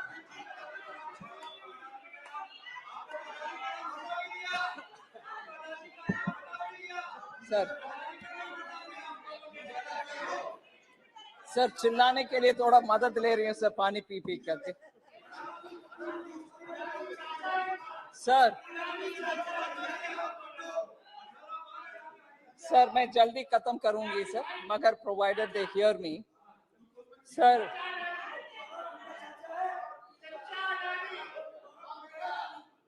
बजट में कोई एलोकेशन किसी का भी कम नहीं हुआ। मैं बार बार उसको नंबर के साथ बोल रही हूँ, फिर भी क्योंकि नंबर कम हो गया है ऐसे वो अनुमान रख के बोलते हैं कि आपने एलोकेशन कम किया इसीलिए उनके खिलाफ है। मगर मैं याद दिलाना चाह रही हूँ सर, हिस्ट्री के कुछ पन्नों से, हिस्ट्री के कुछ पन्नों से मैं प्रश्न पूछना चाहती हूँ। बजट में नंबर कम नहीं हुआ, किसी कम्युनिटी के खिलाफ नहीं है, सबका साथ मैं बोल रही हूँ। प्रधानमंत्री जी के बहुत बार बार याद दिलाने वाले लाइन, सबका साथ सबका विकास। फिर भी सर मैं सबका प्रयास भी है। सो प्रश्न सर, प्रश्न पूछ रही हूँ सर, मैं प्रश्न पूछ रही हूँ, क्या बजट में नंबर अच्छा देने के बाद अगर एक कम्युनिटी को कत्लेआम होता है, उस साल इलेक्शन कमीशन भी बोलता है प्लीज इलेक्शन ना रखो, शायद उस समय के बजट में इतना अमाउंट दिया है उस कम्युनिटी के कारण, फिर भी उस कम्युनिटी का कत्लेआम होने के बाद भी, इलेक्शन कमीशन कहने के बाद भी, इलेक्शन अभी ना करो कहने के बाद भी, उस कम्युनिटी के कत्ल खून भी सूखा नहीं है, उधर नेल्ली में जाकर के इलेक्शन करने वाले कौन है? कौन है? कांग्रेस पार्टी के नेता श्रीमती इंदिरा गांधी। वो उस बजट में बहुत अलोकेशन हुआ मगर कत्लेआम भी हुए असम नेल्ली में उस कम्युनिटी का। इसका जवाब वो देंगे कि नहीं देंगे, वो मैं पूछना चाहती हूँ। दुख से ये बात कह रही हूँ, उस कम्युनिटी के ऊपर पसंद है, मन है, उनके रक्षा कर रहे हैं, तो कैसे ये हुआ? कैसे ये हुआ? फिर बजट, दानिश अली जी आप उनके प्रश्न मैं पूछ रही हूँ, आप पूछना चाहिए इस विषय में। सर इतना एलोकेशन किया, मान लीजिए उस कम्युनिटी के ऊपर इतना प्यार है, तो दिल्ली में गले में टायर लगा करके सिखों का कत्लेआम हुआ। क्या हुआ? बजट में एलोकेशन कम था क्या? बजट में एलोकेशन कम था क्या? सो बजट के एलोकेशन के ऊपर आप प्यार का, नफरत का बातें ना करें। आपने इन लोगों का कत्ले आम किए, उस समय क्या उनके बजट के एलोकेशन कितना था सर? लास्ट बात, मैं लास्ट बात ये बात बोल रही हूँ सर, 1966 में 1963, अरे नेल्ली ची नेल्ली में जो हुआ उसका ची बोलना चाहिए, जैसे ममता बनर्जी ने ची की कविता सुनाए, वो उसका जवाब कौन देंगे? लास्ट बात सर, जवाब नहीं है, जवाब नहीं है सर। लास्ट बात बोल रही हूँ सर, अगर दिल्ली में 1966 में anti cow slaughter demonstrators parliament के बाहर गो हत्या के विषय में प्रोटेस्ट करने वाले हिंदू सन्यासी को मार पिटाई करने वाले कौन है सर? यही 96 का कांग्रेस पार्टी है सर। सो बजट में एलोकेशन के कारण हम एक कम्युनिटी के नफरत कर रहे हैं क्या? बिल्कुल नहीं है। सबका साथ, सबका विकास, सबका विश्वास, सबका प्रयास, ये नाटक करने वाले इसे, यही है जवाब मेरा।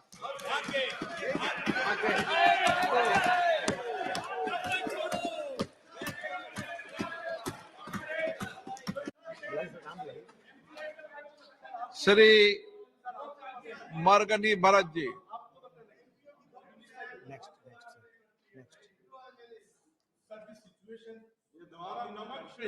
अरे एक मिनट ब्रेक हुआ। this situation in the country is very alarming.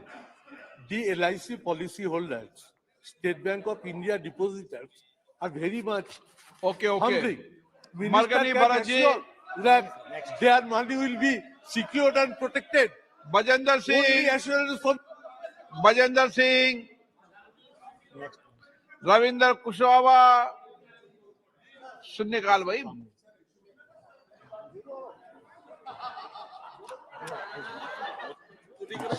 शून्यकाल।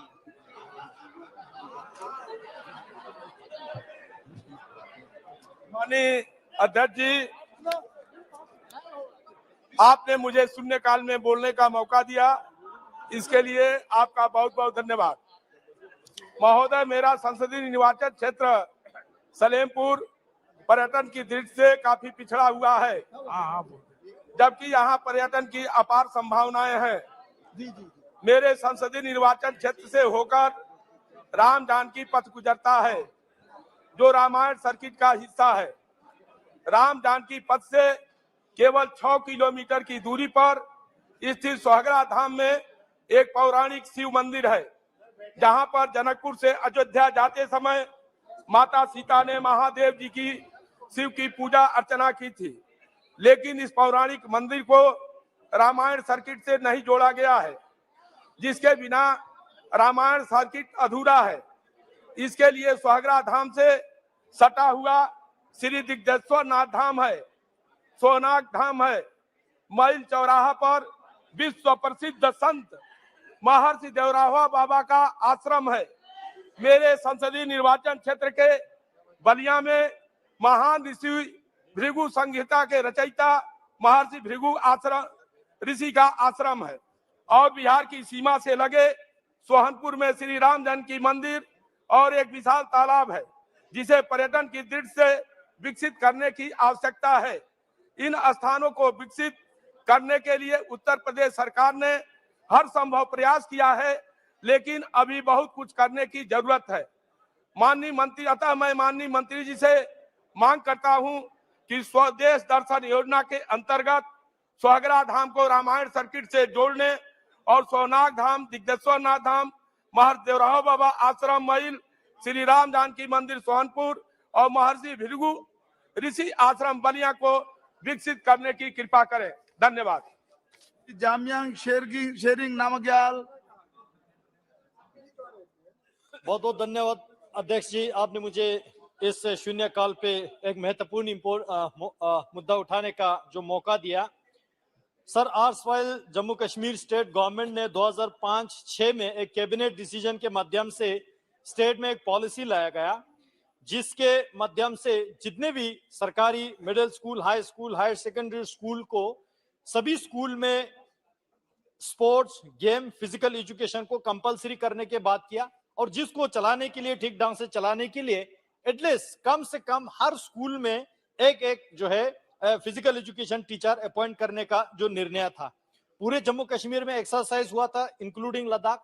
30,000 ऐसे जो पोस्ट का क्रिएट किया, और जिसमें सभी युवाओं को जिन्होंने एमपीड ग्रेजुएट किया हो कम से कम, उसके ऊपर जिन्होंने या एमपीएड किया हो, बीपीएड किया हो, या ऐसे उससे अधिक जो क्वालिफिकेशन है, उन लोगों को अपॉइंट किया। और निर्णय ये भी था उसी जिस जोन में स्कूल है उसी जोन से जो है कैंडिडेट को अपॉइंट करे। लेकिन दुर्भाग्यपूर्ण सर, उस कैंडिडेट्स का उनका जो 7 साल का टेन्योर है वो रेगुलराइज नहीं होंगे, और 7 साल में से पहले के 2 साल जो है उनको प्रति माह 3,000 रुपये ही मिलेंगे, और उसके बाद 5 साल जो है केवल 4,000 रुपये ही मिलेंगे। ऐसे अभी लद्दाख और जम्मू कश्मीर अलग होने के बाद अभी भी ये जो है कंटिन्यू चल रहा है। मेरे आपके माध्यम से सरकार से, माननीय गृह मंत्री जी से विशेष निवेदन ये है, Jammu Kashmir UT with legislature है, जब स्टेट गवर्नमेंट बनेगा तो वहां के डिसीजन हो जाएगा, लेकिन लद्दाख में टोटल लेह कारगिल में 98 ऐसे जो आज हमारे पास फिजिकल एजुकेशन टीचर है, सर 1 मिनट में खत्म करता हूं, 98 टीचर से फिजिकल एजुकेशन, जिसको रेबारे खेल का नाम दिया गया, जो प्रति माह 3,000 4,000 रुपये में इतने जो दुर्गम क्षेत्र में बर्फ इलाके में जो काम कर रहा है, मेरे आपसे अनुरोध है कम से कम जो है इनको 3,000 4,000 रुपया से बढ़ा के 18,000 कम से कम प्रति माह हो, जो कि भारत सरकार के 7th पे कमीशन के मिनिमम वेजेस जो फिक्स है, कम से कम जो है 18। सर बस 2 सेकंड में खत्म कर रहा हूं सर, 2 सेकंड में। तो ये कम से कम 18,000 तो दिया जाए। और दूसरा, जितने भी ऐसे जो है अलग से पोस्ट क्रिएट करके इनको रेगुलराइज किया जाए और लॉन्ग रन के लिए ये रेवर खेल का पॉलिसी जो है लद्दाख में खत्म किया जाए, स्क्रब किया जाए। बहुत बहुत धन्यवाद अध्यक्ष जी। महोदय, कश्मीर में एक समय हुआ करता था जब आतंकवादी निकलते थे और वो 10 साल पहले 15 साल पहले हम देखते थे कि इंटरनेट की सुविधा बंद किया जाता था क्योंकि आतंकवादी गतिविधियां होती है। लेकिन दुर्भाग्य है कि आज बिहार में मेरे जिला में पिछले 10 दिनों से इंटरनेट की सेवाएं बंद की गई और वो इसलिए बंद की गई हैं कि वहां इस प्रकार का अपराध हुआ है, हत्या हुआ है और निर्मम बच्चों को मार दिया गया है जो एक जाति समाज से थे। वहां आपराधिक वारदात इतना बढ़ गया है कि विधि व्यवस्था बनाए रखने के लिए कि सारण जिला में इंटरनेट को बंद किया गया है और जिस प्रकार से निर्मम हत्या इन बच्चों की गई है एक जाति समुदाय से, ये आपराधिक तत्व आज बिहार में हावी हो गए हैं। और बिहार की जो स्थिति है, एक तरफ जातीय जनगणना करा करके बिहार को जाति में बांटने का प्रयास करता है, दूसरी तरफ जातीय उन्माद पैदा करके इन बच्चों को मौत के घाट। कल भी राहुल नाम का वो बच्चा अस्पताल में मर गया। मैं आपसे मांग करता हूं, सदन से मांग करता हूं, सभी सांसद, कि बिहार में जिस प्रकार से जातीय जनगणना करा के जातीय उन्माद बिहार की सरकार पैदा कर रही है, गांव गांव में झगड़ा हो रहा है, मैं आपसे मांग करूंगा कि बिहार की स्थिति को देखते हुए से सेंट्रल टीम बिहार भेजी जाए, क्योंकि सारण में पहले भी इसी जिला में 150 लोग जहरीली शराब पी के मरे थे और आज इंटरनेट बंद करके ऐसे गरीब बच्चों की हत्या की गई है। मैं आपके माध्यम से सेंट्रल टीम जाने की मांग करूंगा। माननीय अध्यक्ष। S थिरुनुवक्कर रासर ji, wrongly. No problem, sir. Thank you very much for giving me this opportunity to participate in this 0 hour to raise a very important issue. So the Ministry of Rural Development in its latest order dated 23rd December 2022 stated that digital attendance of Manrega through mobile monitoring system NMMS would be mandatory in all the work sites, and it has been made universal from January 1st, 2023. This move has been receiving opposition from several quarters since May 2022, when it was made compulsory for all workers with 20 or more workers. This requires uploading 2-time stamped and geotagged photographs of the workers. The job fell on the supervisors, who are paid only marginally more than the unskilled workers. There are widespread complaints over the lack of technical support, the necessity to own a smartphone, paying for internet connections, and issues with erratic internet connectivity. It replaced the paper muster rolls, which was in use before NMS was introduced. The second big problem is the 2-time stamped photographs. Often the workers may finish their work, Put your but demand, please. are forced to return to the work site for the second photograph. So Manrega program was launched by Congress party during the period of Dr. Manmohan Singh ji. Is shining example of democracy at work focused to empower the poorest of the poor of this nation. And the latest order imposing technological barriers goes against the spirit. Therefore, in order to protect the poor working class, I urge upon the Union government to withdraw this order and bring back the process that had existed earlier until the barriers pointed out are duly addressed. And I request the central government Okay. to increase the number of Manrega days Shri also, Brijendra Singh and ji. increase the salary also to 200, and days also should be. Okay. Brijendra Singh. धन्यवाद sir. तो महोदय, हरियाणा जहां तक सरसों की फसल का सवाल है, उसके उत्पादन में देश में दूसरे नंबर पर है, लेकिन जनवरी के माह में पड़े पाले से सरसों की फसल और सब्जियों को भारी नुकसान हुआ है। तापमान जमाव बिंदु से कम होने के कारण सरसों, जो कि अत्यधिक संवेदनशील फसल है, उसके उत्पादन पर भारी प्रभाव पड़ा है। कृषि एवं विज्ञान कल्याण विभाग के स्थानीय कार्यालय द्वारा नुकसान के आकलन की रिपोर्ट के अनुसार भीषण सर्दी और पाला मतलब जब वो बर्फ की परत सी पड़ जाती है फसल के ऊपर, उसके कारण सरसों की फसल को जो नुकसान हुआ है वो करीब करीब 50% से अधिक है। और खास तौर पे इसका असर जो बरानी इलाका है, गैर सिंचित क्षेत्र जो हैं, उस पर बहुत ज्यादा पड़ा है। मैं हरियाणा सरकार का धन्यवाद करना चाहूंगा कि उन्होंने काफी एरिया में इसके लिए स्पेशल गिरदावरी अलाउ की है।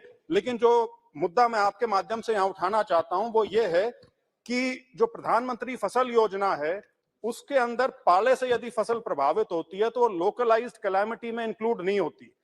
और इसलिए मेरा आपके माध्यम से सरकार से अनुरोध है कि अत्यधिक सर्दी के कारण जब पाला जमता है उसकी वजह से यदि फसलों को नुकसान होता है तो उसको भी प्रधानमंत्री फसल बीमा योजना में के अंतर्गत कवर किया जाना चाहिए, ताकि किसान को इससे लाभ हो सके और उनके नुकसान की भरपाई हो सके। धन्यवाद। मोहंती जी। बहुत धन्यवाद सर। सर मैं मेरे क्षेत्र के रेलवे लाइन के प्रोजेक्ट के बारे में कुछ बोलना चाहूंगा सर। सर मैंने अनुरोध किया था ओडिया में अगर इंटरप्रेटर है तो मैं बोलना चाहूंगा सर। है क्या सर? मु अनुभव महांती केन्द्रापड़ा को प्रतिनिधित्व कर लोकसभा रे सर। भारत वर्ष को आजाद हवारे स्वाधीन हवारे 75 वर्ष पूरी गलानी। आजादी का अमृत महोत्सव आम पालुचु सर। किंतु एपर्यंत केन्द्रापड़ा रे गोटे पैसेंजर ट्रेन चली पारानी। बहुत कष्ट रे 2019 17वीं लोकसभा जितला परे माननीय मुख्यमंत्री एवं सेबेकार जे रेल मंत्री थिले माननीय पीयूष गोयल जी, नवीन बाबू और तांको दुई जन मिसिकी ओडिशावासी रे केन्द्रापड़ा सर प्रथम थर गोटे फ्रेट कार चलीला। किंतु एपर्यंत पैसेंजर ट्रेन सेठी चली पारला नाही सर। मु केंद्र सरकार को बहुत थर ए विषय लेखिची कहिची। दीर्घ 4 वर्ष भितर 10-15 थर अधिक एटा पार्लियामेंट रे भी उठेछु सर। किंतु गोटे रॉन्ग कनसेप्शन रही जाची केंद्र सरकार का पाखरे। केन्द्रापड़ा रोड बोली गोटे रेलवे स्टेशन अच्छी केन्द्रापड़ा पार्लियामेंट्री कॉन्स्टिट्यूएंसी रे नहीं केंद्र सरकार सेटा को कहिचनी। जोटा मु क्लैरिफाई करथिली एही हाउस रे सर 4 अगस्त 2021 रे स्टार्ट क्वेश्चन नंबर 221 रे जोथरे कि मते केंद्र मंत्री कहिथिले आश्वासन देथिले एश्योरेंस देथिले कि तार सब जांच करके से मते तथ्य सब सामने रखिबे। बट एपर्यंत 1.5 वर्ष ऊपर हे गेलानी कोन से प्रकार तथ्य बा कोन से प्रकार रिप्लाई मु पाई नाही। सेटा ऑनलाइन चेक कले ड्रॉप्ड बोली देखौची। ता सहित सर मु सर कहबा को चाहिबी मयूरभंज को रिप्रेजेंट करछन सर आम भारत वर्षर गर्व जे प्रथम citizen honourable president of India Mayurbhanj district रु। किंतु दुखर कथा सर मयूरभंज रे रेलवे प्रोजेक्ट भारतर स्वाधीनता ठू एपर्यंत मात्र 1 किलोमीटर रेलवे लाइन प्रोजेक्ट भी कंस्ट्रक्शन हेनी। गत वर्ष ए वर्ष बजेट रे मात्र 1000 टंका sir ₹1000 has only been allocated for Mayurbhanj railway district गत वर्ष ए वर्ष भी। आउ सर गत 12 वर्ष भितरे सर खोर्धा बलांगीर रेल प्रकल्प पे कि ₹4692 crores एलोकेशन परे भी मात्र ₹2003 कोटी खर्च हेई पारिची सर। भद्रक रे भी एमिति 2-3टी प्रोजेक्ट जनरल मैनेजर रेलवे रो ईस्ट कोस्ट रेलवे रो से निजे लेखिकी भी देछन। लिखित आम पाखरे प्रूफ अछि कि भद्रक रु नुआ रेलवे लाइन आरंभ हबो। किंतु से सबु जाक प्रोजेक्ट से 2-3टी प्रोजेक्ट ठीक गोटे दिन पूर्व शिफ्ट हो जाउची अन्य जिला को। आउ सर ए जो नॉर्थ ओडिशा को जो इग्नोरेंस नॉर्थ ओडिशा प्रति जो इग्नोरेंस रहउची रेलवे लाइन रो सेथिपई कि आम माननीय मुख्यमंत्री बारंबार केंद्र सरकार को चिट्ठी भी लिखिचनी कहिचंती सर केंद्र सरकार मयूरभंज को रिप्रेजेंट करचंती बीजेपी रो प्रतिनिधित्व करथला वाला रिप्रेजेंटेटिव सर तांको अनुरोध कि निजे रूल करचंती जो जगह को जोटी निजे निर्वाचित होई के आछंती अंतत सेठी सर केंद्र रे मंत्री अछंती सेठी अंतत सर रेल प्रकल्प आरंभ हो लोक सेठिकार सुविधा पांतु रेल रो। आउ सर केन्द्रापड़ा पई आपन को हाथ जोड़ी विनम्र अनुरोध करची जो सर एश्योरेंस मते दिया आइतले हाउस रे से एश्योरेंस केंद्र मंत्री रेल मंत्री ताकू प्लीज श्री राम शिरोमणि जी हमें सर विनम्र अनुरोध करछु। धन्यवाद सर। जय जगन्नाथ। श्री राम शिरोमणि जी नहीं है। धन्यवाद माननीय सभापति महोदय, आपने हमें बोलने का अवसर दिया। माननीय सभापति महोदय, हमारे संसदीय क्षेत्र के दोनों जनपद श्रावस्ती बलरामपुर जो आकांक्षी जनपद हैं, दोनों जनपद के बेसिक अध्यापक अध्यापिकाएं जो 400-500 किलोमीटर दूर के जनपदों से आकर बच्चों को शिक्षित करने का कार्य करते हैं, बेसिक अध्यापकाओं के अंतर जनपदीय स्थानांतरण के लिए उत्तर प्रदेश सरकार को पत्र के माध्यम से अवगत कराया गया, परंतु अभी तक उत्तर प्रदेश सरकार द्वारा कोई कार्रवाई नहीं हुई है। केवल आकांक्षी जनपद को छोड़कर सारे जनपदों का स्थानांतरण गृह जनपद में होता रहता है। माननीय सभापति महोदय, आपके माध्यम से भारत सरकार और उत्तर प्रदेश सरकार से मांग करता हूं कि इन बेसिक अध्यापकाओं को अपने गृह जनपद में स्थानांतरण कराने का कष्ट करें। धन्यवाद। श्री वी.के. श्रीकंदन जी, श्री राजू विष्ट जी।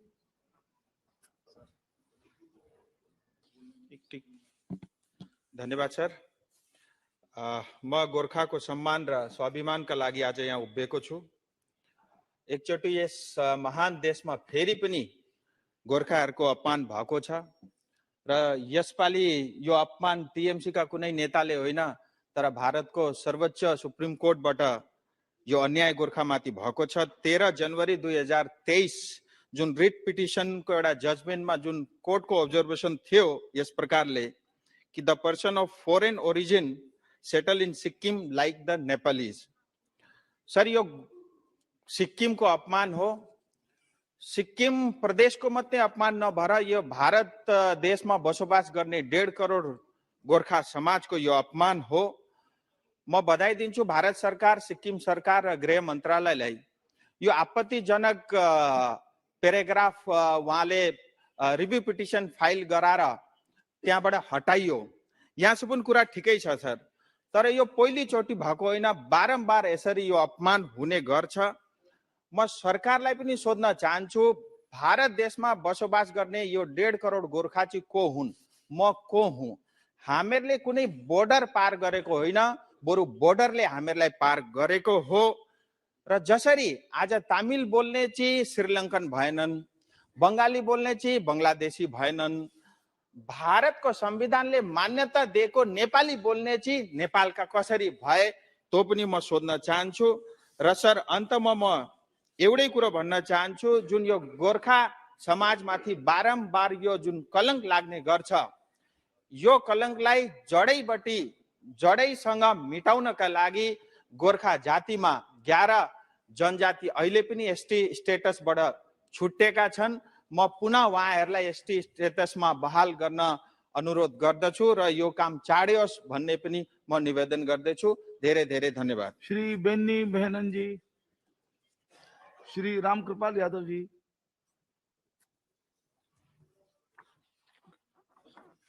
सर, माननीय सभापति महोदय, मैं आज एक अत्यंत ही लोक महत्व पर सदन का और सरकार का ध्यान आकृष्ट करना चाहता हूं। देश में लाखों ऐसे लोग हैं जो गरीब मजदूर रोजी रोटी कमा करके 2 पैसा जमा करने वाले लोग आज ठगे जा रहे हैं बड़े पैमाने पर। सहारा इंडिया में लाखों लोगों ने पैसा जमा किया, हमारे बिहार सहित पूरे देश के अन्य भागों में। और मैं समझता हूं कि आज मामला सुप्रीम कोर्ट में, सेबी में लगातार लोगों के प्रयास के बाद भी उससे उबर नहीं पा रहा है।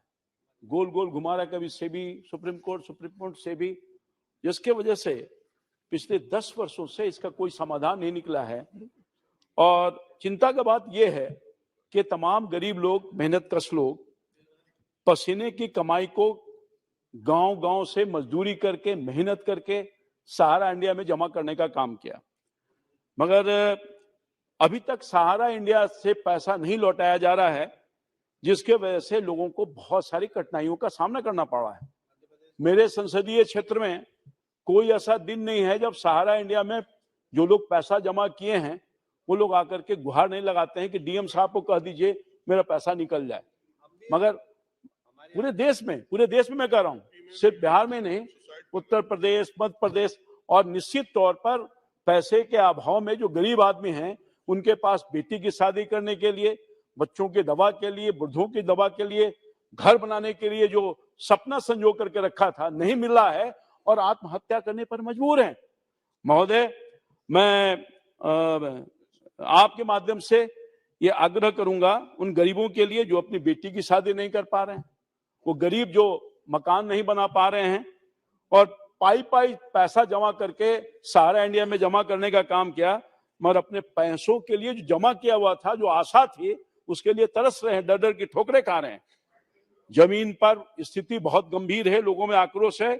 मैं आपके माध्यम से सरकार का ध्यान आकृष्ट करना चाहता हूं सदन के माध्यम से कि सहारा में फंसे हुए जो गरीब लोग हैं उनके पैसा लौटाने की अग्रसर कार्रवाई की जाए, और नहीं तो जो सेबी ने जो पैसा जब्त किया है उसको जब्त किए हुए पैसे को गरीबों के बीच बांट करके उनको सहारा देने का काम किया जाए। सर, ये बहुत ही अत्यंत गंभीर मामला है जिसको आपके सामने आपके माध्यम से सरकार का ध्यान आकृष्ट करवाने का काम कर रहा है। Thank you. बहुत धन्यवाद sir. Thank you, Chairman, sir. It is shocking to let this House know that almost every day Kerala is waking up a new and painful incident of human-animal conflict, mostly involving elephants, tigers, leopards, wild boars, where our common men and poor farmers are trampled or mangled to death by elephants and tigers. These unfortunate incidents destroy entire families, and the gruesome deaths suffered by these poor people are resulted by continued neglect and apathy and failure of the Kerala state government in resolving the issue by resorting to scientific solution to disease, decrease the human-animal conflict. Sir, in Kerala, Palakkad, Wayanad, Idukki, Pathanamthitta, this year facing severe animal conflicts issues.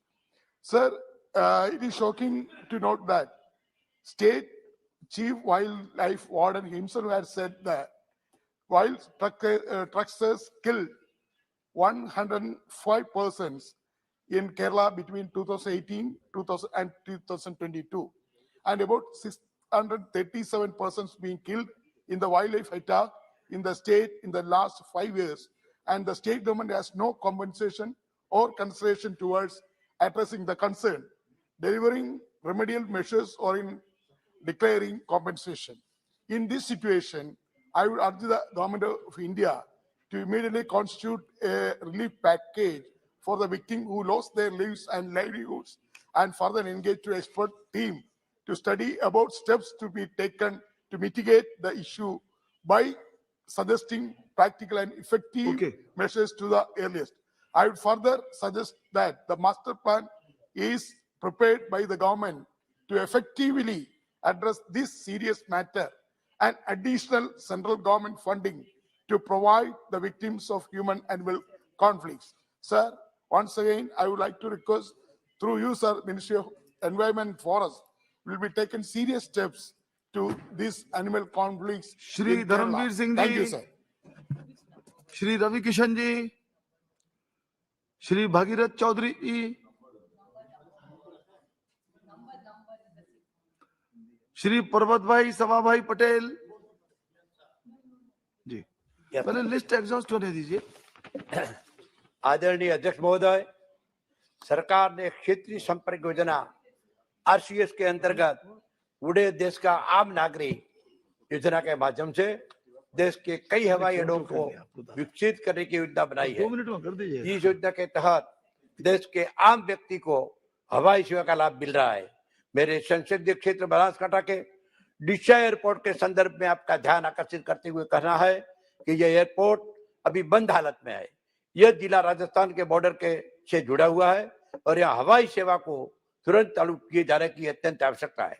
आपको जानकारी देते हुए कहना है कि उत्तरी गुजरात के पाटन, अरावली, साबरकांठा, महसाणा और दक्षिणी राजस्थान के सिरोही, दारो और बाड़मेर एवं पाली जिले में विमान की सेवा उपलब्ध नहीं है। मेरे संसदीय क्षेत्र बनासकांठा जिले में 51 शक्तिपीठ में से प्रमुख अंबाजी माता का भी मंदिर है, जहाँ लाखों की संख्या में दर्शनार्थी माता जी के मंदिर में दर्शन करने आते हैं। उन्हें विमान सेवा उपलब्ध करवाने के हेतु भी इस एयरपोर्ट को चालू किए जाने की आवश्यकता है। इसके साथ साथ यहाँ के हीरा उद्योग के व्यापारी, कपड़ा उद्योग तथा मेटल उद्योग से जुड़े हुए व्यापारी भी बहुतायत में रहते हैं और इनका व्यापार पूरे भारत में फैला हुआ है। इन सभी को हवाई सेवा का लाभ अवश्य मिलना चाहिए। आजादी के बाद यहाँ अंबिका एयरलाइंस की सेवा चालू थी, जो मुंबई, डीसा एवं जोधपुर तक की हवाई सेवा देती थी, परंतु बाद में ये सेवा बंद कर दी गई है। जैसे पाकिस्तान का बॉर्डर नजदीक है, इसलिए सुरक्षा की दृष्टि से भी इसका चालू किया जाना अत्यंत आवश्यक है। ज्ञात हो कि इस एयरपोर्ट का रनवे तैयार है, इसकी बाउंड्री वॉल भी है और पुरानी बिल्डिंग भी उपलब्ध है। इसलिए मैं आपके माध्यम से माननीय मंत्री जी से अनुरोध करता हूं कि डीसा एयरपोर्ट को शीघ्र चालू करके उत्तरी गुजरात और दक्षिणी राजस्थान के लोगों को इसका लाभ दिया जाए। धन्यवाद। श्री नरेंद्र कुमार जी, श्री कुलदीप राय शर्मा जी। धन्यवाद स्पीकर महोदय। सर, मेरे क्षेत्र अंडमान निकोबार में सर एक ही म्युनिसिपल काउंसिल है, पोर्ट ब्लेयर म्युनिसिपल काउंसिल, और इस म्युनिसिपल काउंसिल के अंदर में करीब 902 डेली रेटेड मजदूर और कैजुअल वर्कर्स काम करते हैं सर। ये पिछले करीब 15 साल से 10 साल 15 साल से वहाँ काम करते हैं और इनका जो माली हालात है, बहुत फाइनेंशियल कंडीशन बहुत वीक है सर। तो मैं आपके द्वारा सरकार से ये रिक्वेस्ट करता हूँ कि ये 902 जो हमारे डीआरएम साथी हैं, कैजुअल साथी हैं, वन टाइम एक पॉलिसी बनाया जाए और ये सबको एक साथ रेगुलराइज किया जाए, क्योंकि अब उनका एज खत्म हो गया है सर। एज खत्म होने के साथ साथ अब उनके जो फिजिकल कंडीशंस है वो भी ठीक नहीं है, क्योंकि समाज का पूरा जो कूड़ा है, कचरा, ये उठाते हैं और एज भी चले गया, फिजिकली भी वो फिट नहीं है, तो उनके पास में और कोई दूसरा स्कोप नहीं है कि कहीं पे जाके वो नौकरी कर सके। और एक छोटा सा विषय और बोलना चाहूंगा sir, just Andaman Nicobar administration के पास में 10,000 गवर्नमेंट पोस्ट वेकेंट है सर, और अब वो ग्रेजुअली उसको फिलअप करना स्टार्ट किए हैं। मगर मेरा आपके द्वारा सरकार से रिक्वेस्ट है, मैंने पहले भी सदन में इस बात को उठाया है कि 10,000 जो पोस्ट है, इसको अंडमान निकोबार के जो नौजवान बच्चे हैं उनके द्वारा भरा जाए, क्योंकि आज देखने को यह मिला है कि अंडमान एडमिनिस्ट्रेशन के द्वारा ऑनलाइन के द्वारा ये प्रोसेस होता है और मुख्य भूमि से मैक्सिमम बच्चे वहाँ पे अप्लाई करते हैं, वो ज्यादा क्वालिफाइड है, पढ़े लिखे हैं कंपेयर टू अंडमान के बच्चों से, तो वो जॉब उनको मिल जाता है, जिसको लेके अंडमान के यूथ के अंदर बहुत बड़ा एक अनरेस्ट है सर। तो मैं आपसे रिक्वेस्ट करता हूँ आपके द्वारा सरकार से भर्तृहरि मेहता जी, ये जो 10,000 जो पोस्ट है सर, वो अंडमान निकोबार के बच्चों के द्वारा ये फिलअप किया जाए। Thank you so much. Thank you, Chairman, sir. I'm raising a matter relating to River Mahanadi, which I have been raising number of times during the 16th Lok Sabha and also in the 17th Lok Sabha. I have raised this issue. The issue is Chhattisgarh unilaterally planned illegal abstraction of 24.50 million acre feet of Mahanadi river water. This is disclosed in their letter dated 27th August 2016. As per 1947 report of Central Waterways Irrigation and Navigation Commission on the Mahanadi Valley Development Hirakud Dam project, the minimum flow of 20.61 MAF of water was apportioned and Odisha was permitted to use 12.98 MAF of water and the rest for the upstream states. After much persuasion, the union government did not act. Ultimately, Odisha government went to the apex court and it referred the matter to the union government to form a tribunal. The tribunal, after formation, has already had 33 sittings during last 3 years or more. And one does not know how many more sittings are supposed to be held. The tribunal was supposed to give, as per the law of the land of today, was supposed to give its report within a specified period of time. They have not done it yet. I would urge upon the government to find out whether state of Chhattisgarh during its project planning has considered the MOEF guidelines for minimum environment flow. How many water arresting structures been constructed by Chhattisgarh across Mahanadi? Whether dams inside Mahanadi basin of Chhattisgarh are being operated by any standard operating procedure? Whether Chhattisgarh has kept any provision in their reservoirs to absorb flood water temporarily for the safety of Hirakud Dam of Odisha? The answer is big no. Should not the center intervene? And here I would like to draw the attention of this House and also of the government through you, sir. Today, भयंकर स्थिति Hirakud dam में है, reservoir में है. It is the reservoir water level is coming down every day by 5 feet. Intake of water is hardly 10,000 cubic. अभी 622 feet 6 to 1.97 feet है reservoir का. और ये अगर ये हालत ऐसा रहा क्या करना है तो बुरी हालत हो जाएगी. और जो उड़ीसा के जितने सारे पावर जनरेशन, कैनाल इरिगेशन, ये और जो एक्वाफायर जो महानदी सिस्टम में है, ये पूरा बंद हो जाएगा. तो जो सिस्टम है और एनवायरनमेंट मिनिस्ट्री की जो गाइडलाइन है, उस गाइडलाइन के हिसाब से छत्तीसगढ़ तो पानी भेजे. अभी बिल्कुल पानी नहीं आ रहा वहां से. ठीक है, वो पूरा बंद कर. ये और ये महीना फरवरी का, आगे समर है. ये फागुन का महीना आने की और 5 दिन बाकी है. और ये है आज का स्थिति महानदी रिवर सिस्टम में. ठीक है. ये concern is a very big concern of our state and also millions and millions of people of our. Shri Ramcharan Bora ji. धन्यवाद सभापति महोदय.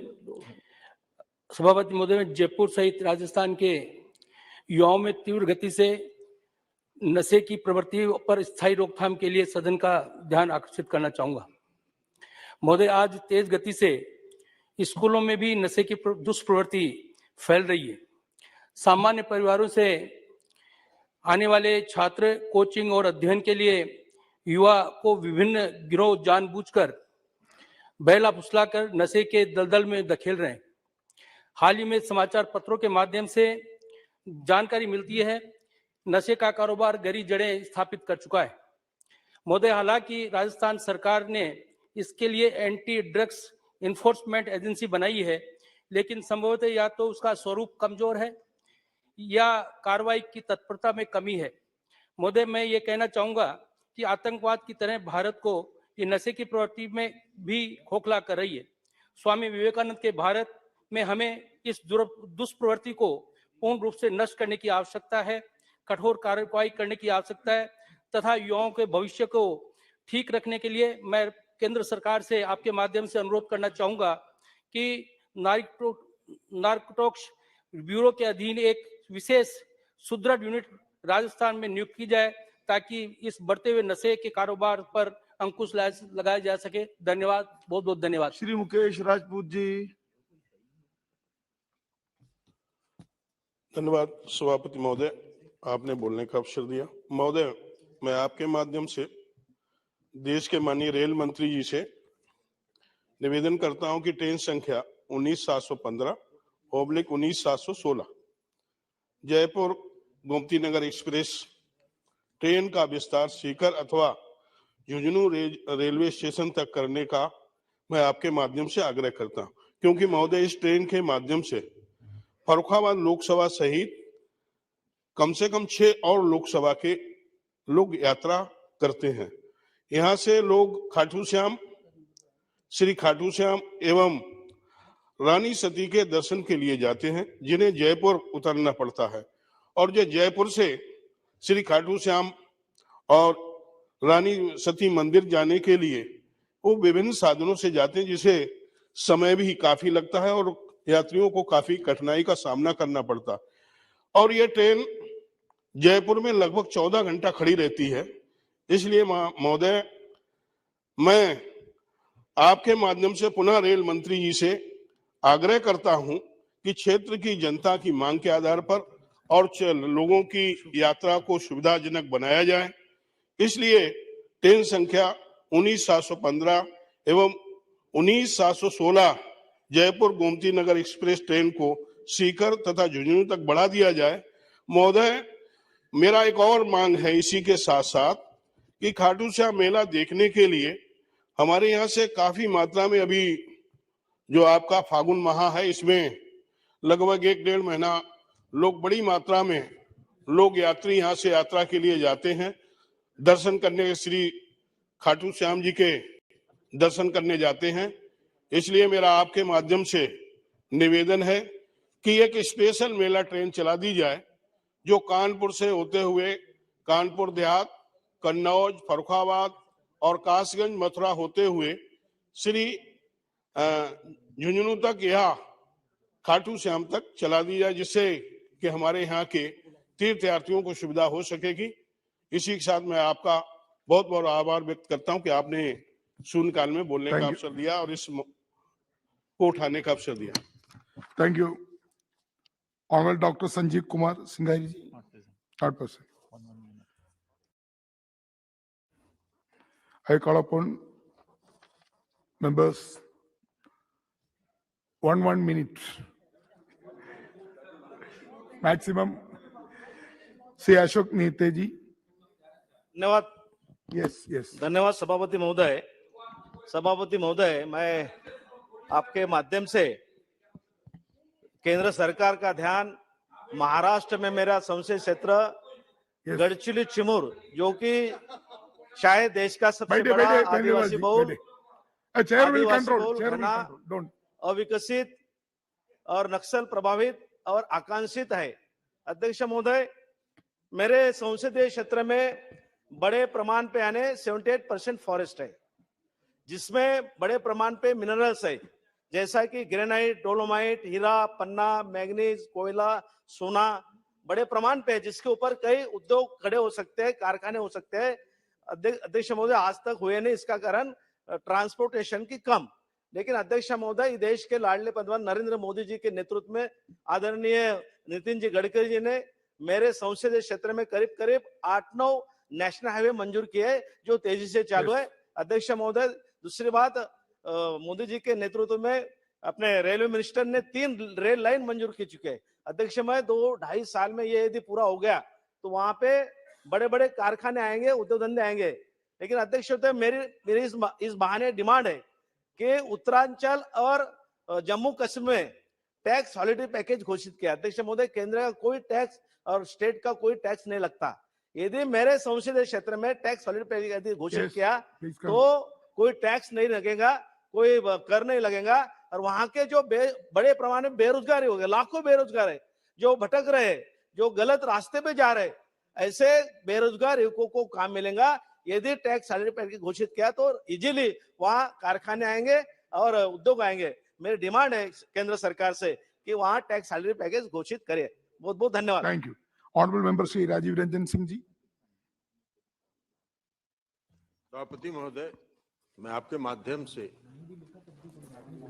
खाद के आवंटन में जो सरकार की, भारत सरकार की जो नीति है, गलत नीति है, उसकी ओर हम आपका ध्यान आकृष्ट करना चाहते हैं। खाद की आपूर्ति इस साल बिहार के मामले में मैं संदर्भ में कह रहा हूं कि इस बार रबी के मौसम में भारत सरकार ने जो आकलन किया और उस आकलन के मुताबिक 12.70 लाख मैट्रिक टन यूरिया का आकलन भारत सरकार ने किया। अब जब रबी के मौसम में अक्टूबर से लेकर फरवरी तक ज्यादा खाद की जरूरत होती है, क्योंकि वो टॉप ड्रेसिंग का समय होता है, और उस समय भारत सरकार ने जो आवंटन था उसका 86% ही आपूर्ति किया।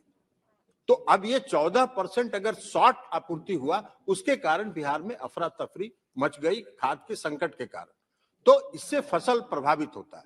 तो इसलिए हम आपके माध्यम से आग्रह करेंगे भारत सरकार से कि जो खाद का आवंटन, जो आकलन आप करते हैं, उसके अनुरूप रबी का मौसम हो या खरीफ का मौसम हो, समय के अनुसार आप खाद का आवंटन कीजिए, ताकि किसानों को सही समय पर खाद मिल सके और फसल प्रभावित नहीं हो, क्योंकि बिहार की अर्थव्यवस्था पूर्णतः कृषि पर आधारित है। और अगर आप खाद की कमी करेंगे, राज्य सरकार कुछ कर नहीं सकती है, खाद पूरा आपके हाथ में। तो इसलिए आप से हम आग्रह, आपके माध्यम से हम भारत सरकार से आग्रह करेंगे कि खाद आवंटन की नीति में बराबर समय के अनुरूप खाद की आपूर्ति करें। Thank you. Honourable member Shri Supriya Sule जी।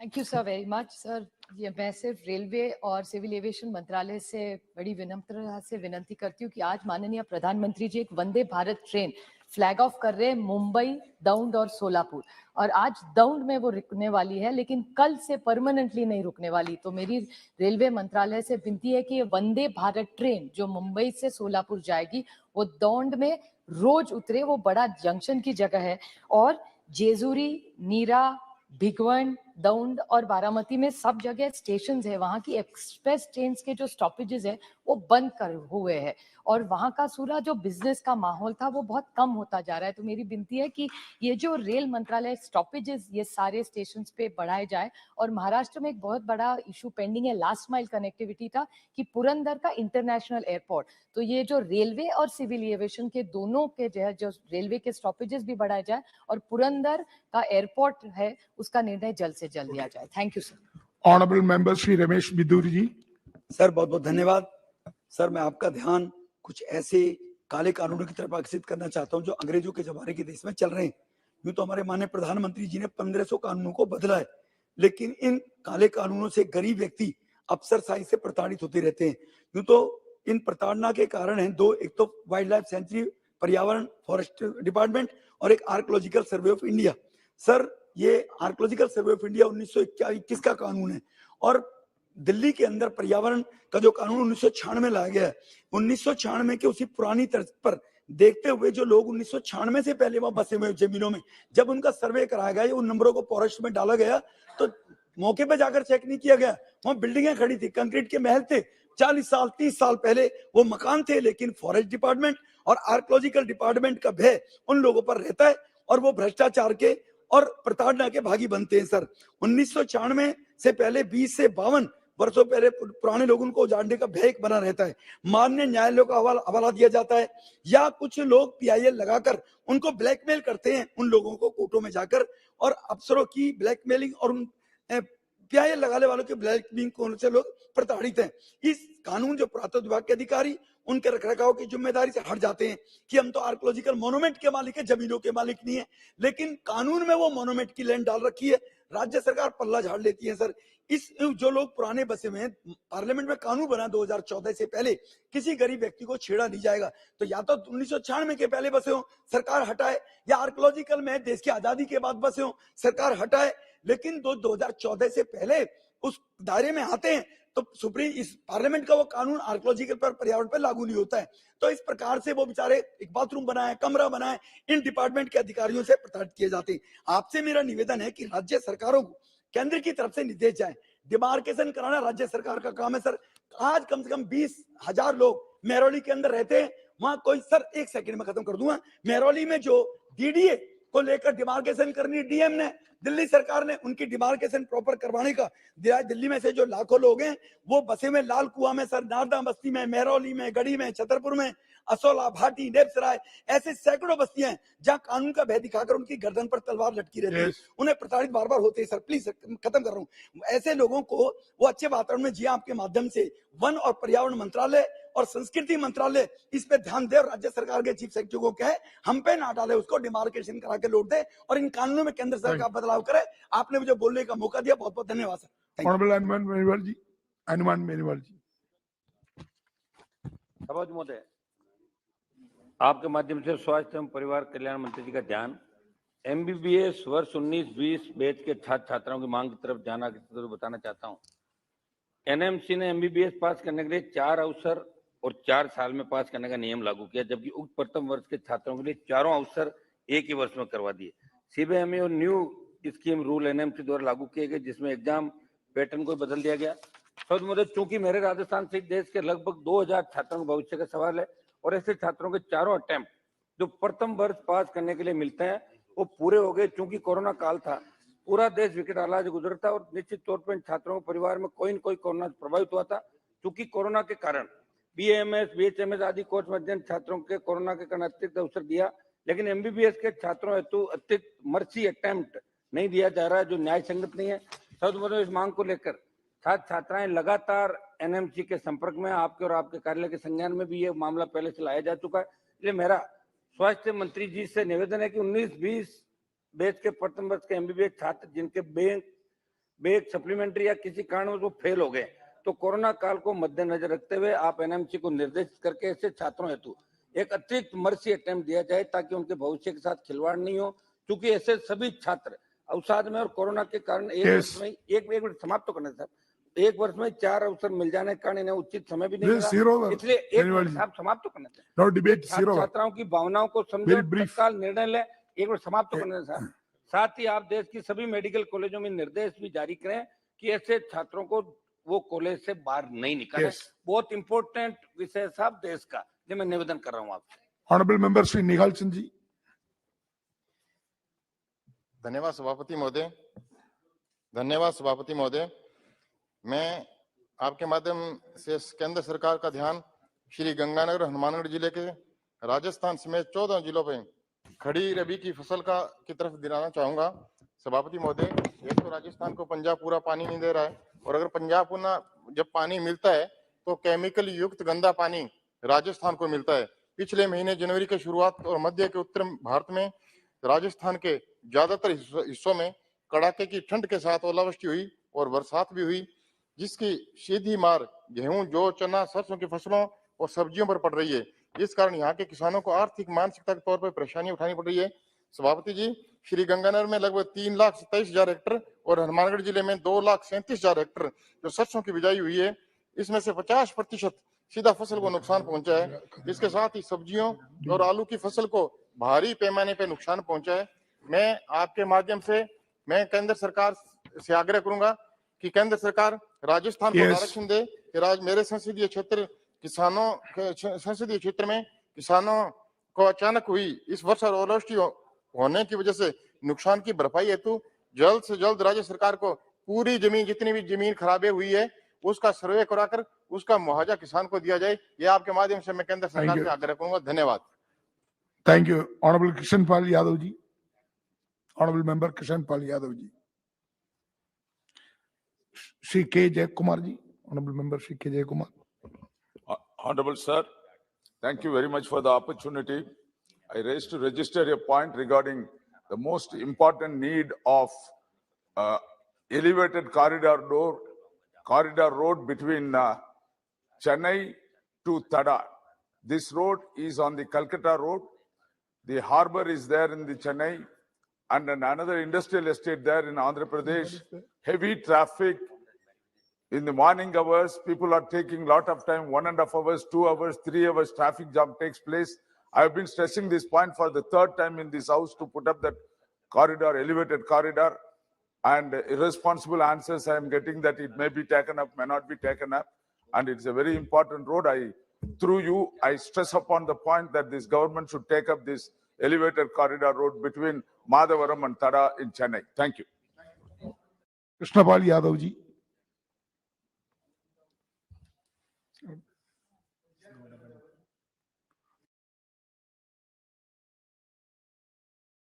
शैली जी, डैनी शैली जी। सर बहुत बहुत धन्यवाद सभापति महोदय, आपने मुझे एक महत्वपूर्ण विषय उठाने का मौका दिया। सर, आज ही ऑनरेबल फाइनेंस मिनिस्टर ने बजट पर यहाँ रिप्लाई दिया।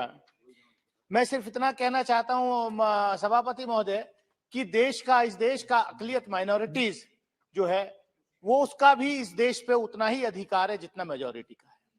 लेकिन जो बजट आया जिसमें पहली बार यह हुआ कि जो माइनॉरिटीज डिपार्टमेंट का एलोकेशन था वो पूरी की पूरी तरीके से इतना घटा दिया गया है कि वो अब है ही नहीं, नाम का है, नाम मुंह में जीरा का टाइप का है।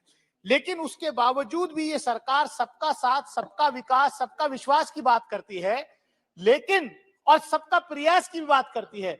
अगर एक माँ के 4 बच्चे हैं, अगर एक बच्चा कमजोर रह जाएगा तो माँ की तो और ज्यादा जिम्मेदारी बनती है कि उस बच्चे को ज्यादा लाड प्यार दे करके उसकी ज्यादा मदद करे, उसको ज्यादा पालन पोषण के लिए उसको हेल्प करे। मेरी आपके माध्यम से सरकार से यही मांग है कि जो बजट में माइनॉरिटीज का डिपार्टमेंट का जो एलोकेशन कम किया है उसको बहाल किया जाए, और जो पूरे देश में जिस तरीके से मदरसों के आप जो है आप सर्वे तो कर रहे हैं लेकिन मदरसा मॉडर्नाइजेशन के लिए आप एलोकेशन नहीं कर रहे हैं। मैं आपके माध्यम से सरकार से यही मांग करना चाहता हूं कि जो माइनॉरिटीज के माइनॉरिटीज के एजुकेशनल इंस्टीट्यूशंस को जो मदद दी जानी चाहिए थी वो बहाल की जाए, और जो जिस तरीके से ये लगातार एलोकेशन कम हो रहा है। सर, मेरे उत्तर प्रदेश के अंदर 25,000 टीचर्स जो हैं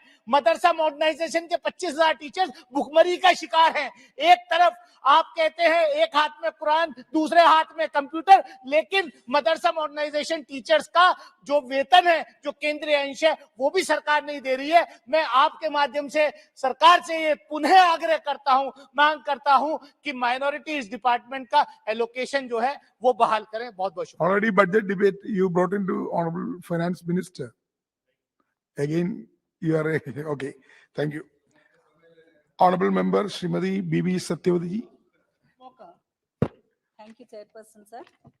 As technologies emerge that revolutionize cancer care, India still faces the problem of making it inexpensive and accessible to its huge population. Cancer cases and deaths have steadily increased in India, with an ICMR study stating that 1 in 9 Indians will develop cancer during their lifetime. The infrastructure for cancer care is inadequate, evident in how we only have 700 radiotherapy machines for our 1.4 billion population, as opposed to 1,300 machines required according to WHO standards, along with a lack of sufficient cancer care facilities.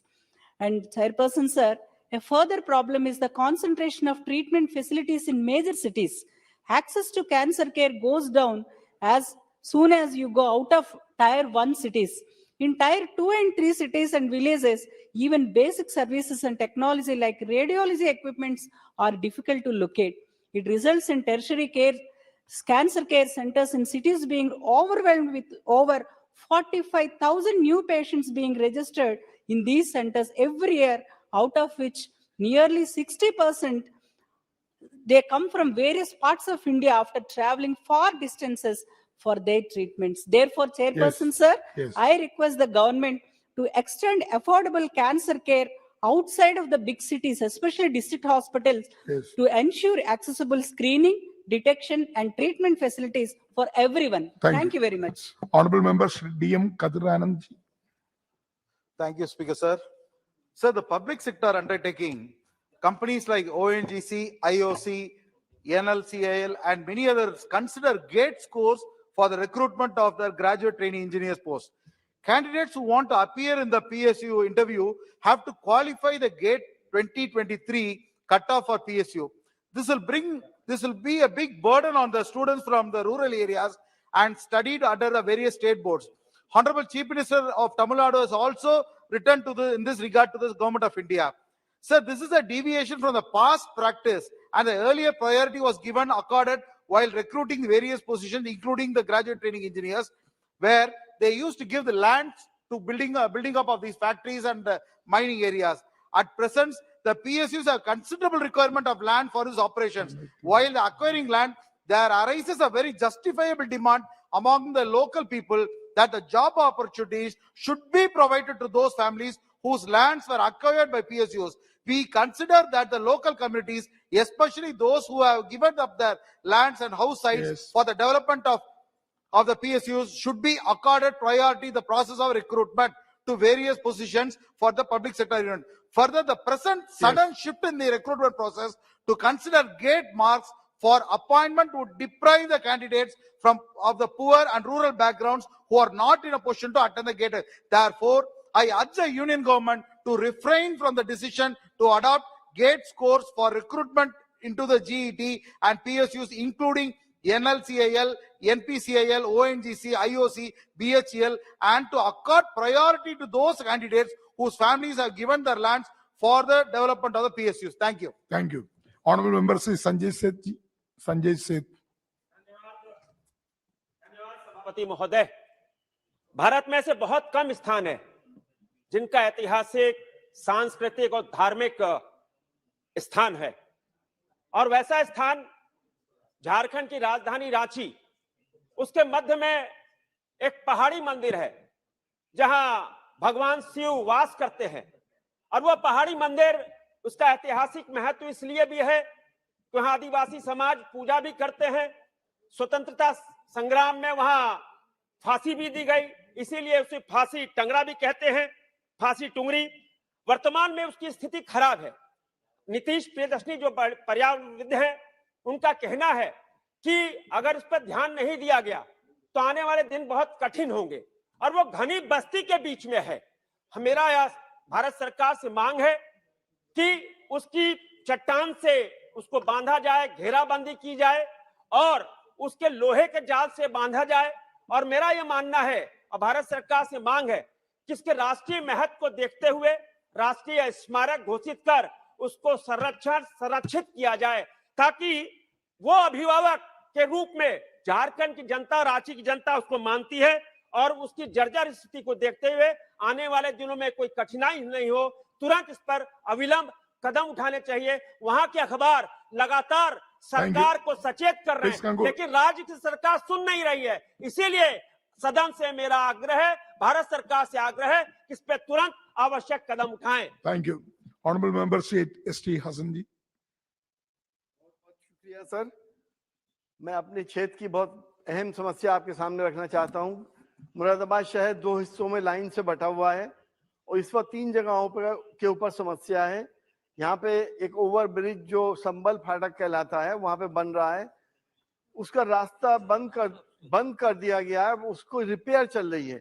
मेरी ये demand है आपके माध्यम से कि इस वक्त repair के हालात में इस पुल को चौड़ा कर दिया जाए और अल्टरनेटिव रास्ता बहुत दूर पड़ता है, पुराना सिस्टम चालू कर दिया जाए, उसमें बैरियर लगा दिया जाए। ऐसी सरकोई भूल के ऊपर भी 2 क्रॉसिंग को बंद कर दिया गया है।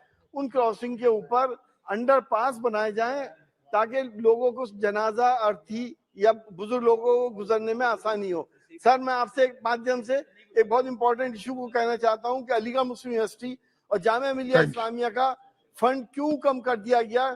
क्या सिर्फ और यूनिवर्सिटीज का बढ़ा दिया गया? क्या सिर्फ इस वजह से कि उसमें मुस्लिम और इस्लामिया लफ्ज लगा हुआ है? ऑनरेबल मेंबर श्री स्वामी सुमेधानंद जी। धन्यवाद सभापति जी। एक बहुत ही गंभीर विषय मैं सरकार के ध्यान में लाना चाहता हूं आपके माध्यम से। राजस्थान के सीकर सहित अनेक जिलों में एक कंपनी नेक्सा नाम से कंपनी आई और उसने वहां कार्यालय स्थापित किए, और कुछ प्रभावशाली लोगों ने लोगों को बहका करके, फुसला करके धोलेरा सिटी में पूंजी इन्वेस्ट करने के लिए लोगों से पैसा उठाया। 1 साल तक वो रिटर्न भी देते रहे लाभांश का, और उसके बाद परिणाम ये हुआ कि जब हजारों लोगों का पैसा, हजारों करोड़ रुपया उनके पास आ गया तो वो कंपनी गायब हो गई। और आज हजारों परिवार इस प्रकार के हैं जो हैंड टू माउथ हो चुके हैं, उनकी जमीन और मकान नीलाम होने की स्थिति आ चुकी है। तो मेरा निवेदन है कि राजस्थान सरकार में सैकड़ों एफआईआर हो चुकी हैं, लेकिन क्योंकि इसमें बहुत से प्रभावशाली लोग इन्वॉल्व हैं तो वहां कार्रवाई नहीं हो रही। मेरा माननीय केंद्रीय गृह मंत्री जी से निवेदन है कि सीबीआई के माध्यम से इस कांड की जांच कराई जाए, इस कंपनी का को उन लोगों को अरेस्ट किया जाए ताकि लोगों को न्याय मिल सके और उनके पैसे वापस लौटाए जा सकें। धन्यवाद। Honourable member Shri Nayab Singh ji, only 1 minute. Thank you everybody.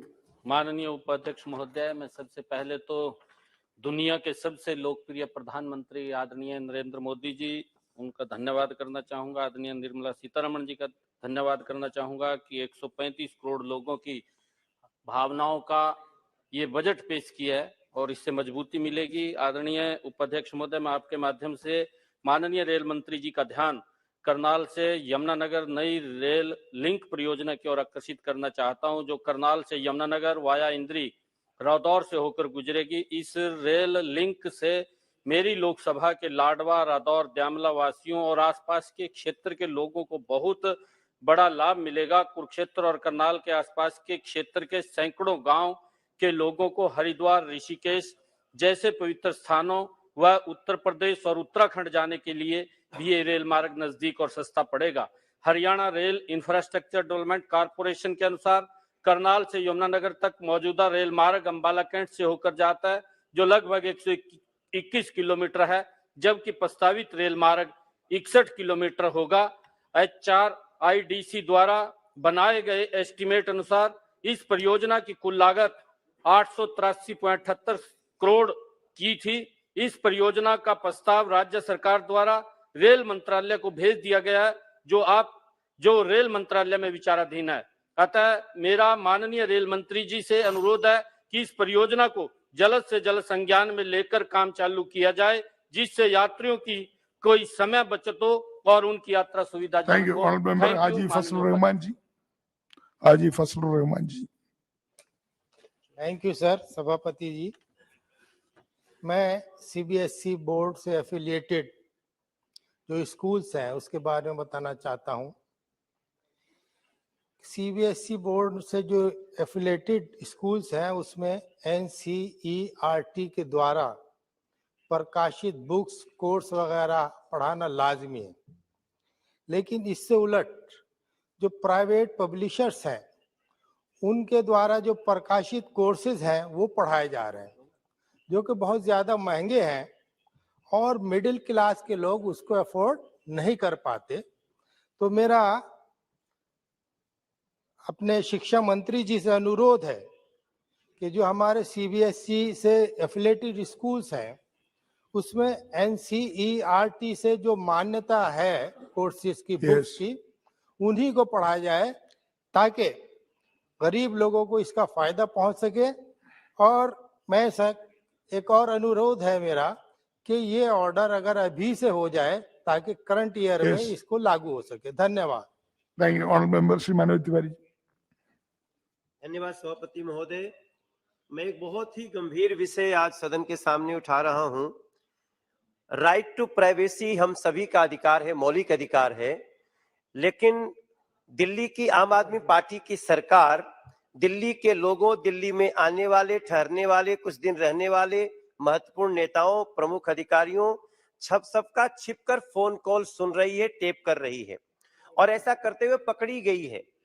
ये हमारे मौलिक अधिकार का हनन है जो आर्टिकल 21 ने दिया है।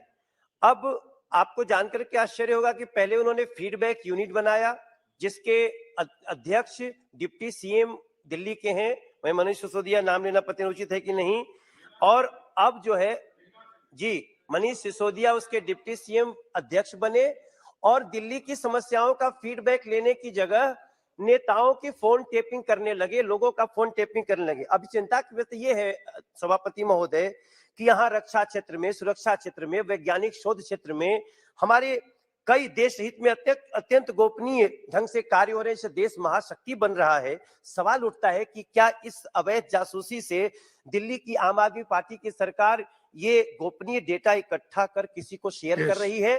तो मेरी मांग है कि इसका केस दर्ज हो, कड़ी जांच हो और विभिन्न लोगों के मौलिक अधिकार हनन करने के लिए कठोरतम सजा दी जाने के लिए यथाशीघ्र आगे बढ़ा जाए। ऑनरेबल मेंबर श्री ईमानदारी सिंह जी। धन्यवाद माननीय अध्यक्ष जी। माननीय अध्यक्ष जी, मैं आपके माध्यम से माननीय जल शक्ति मंत्री जी एवं भारत सरकार से अनुरोध करती हूं कि मेरे संसदीय क्षेत्र शहडोल के जिला अनूपपुर के अंतर्गत विकास खंड अनूपपुर कोतमा जतेहरी में सोन नदी एवं केवई नदी का प्रवाह है। माननीय प्रधानमंत्री जी की मंशा है किसानों की आमदनी दुगनी हो, इसके लिए हमको संसाधन बनाने होंगे।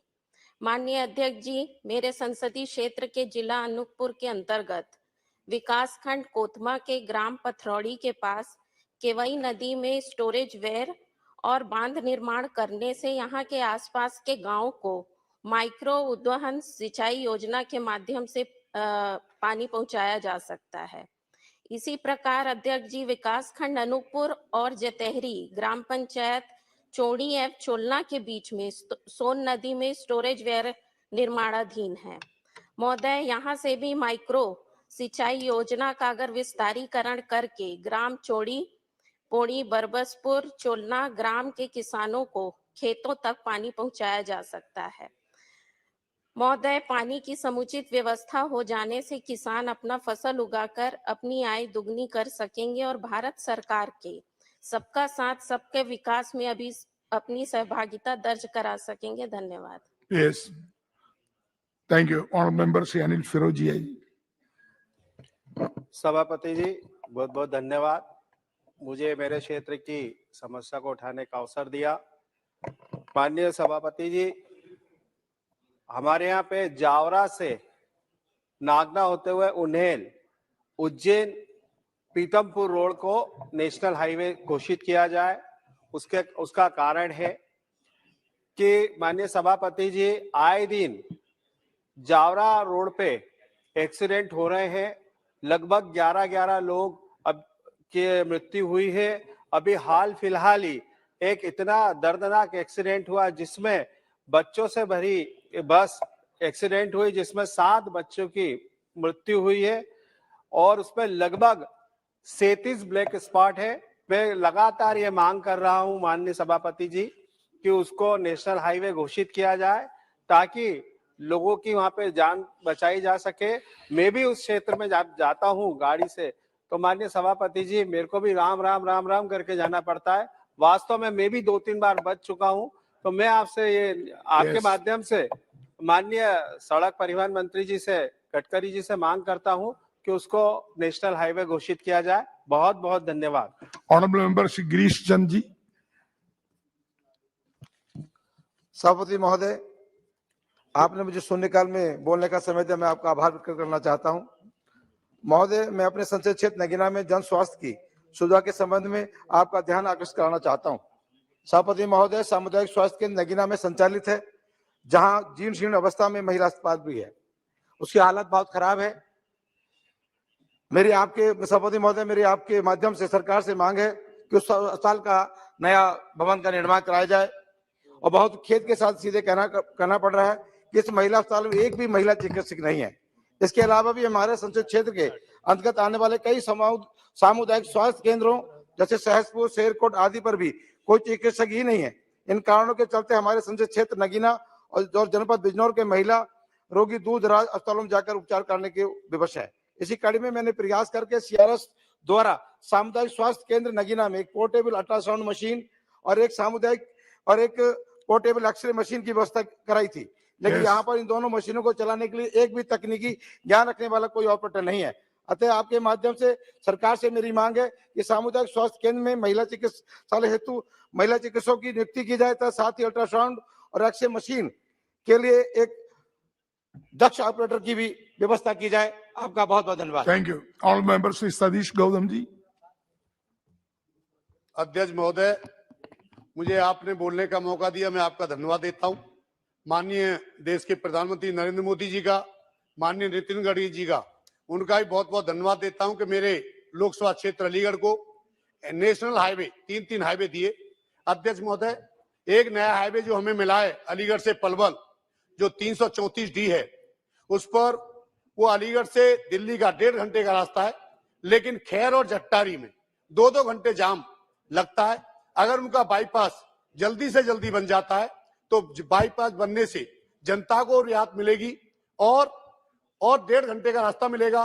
दूसरी बात, एक हमारा NH 91 है जो कि अब नया 34 नंबर है उसका, उस पर गवाना क्षेत्र में बरौली कट है, बरौली कट पर रोज एक्सीडेंट होते हैं, वहां पर अंडरपास मिल जाए। और एक हमारा प्राचीन खेरेश्वर धाम है, वहां पर फ्लाईओवर मिल जाए, जिससे कि वहां पर एक्सीडेंट नहीं होंगे, लोगों की दुर्घटना मौत नहीं होगी।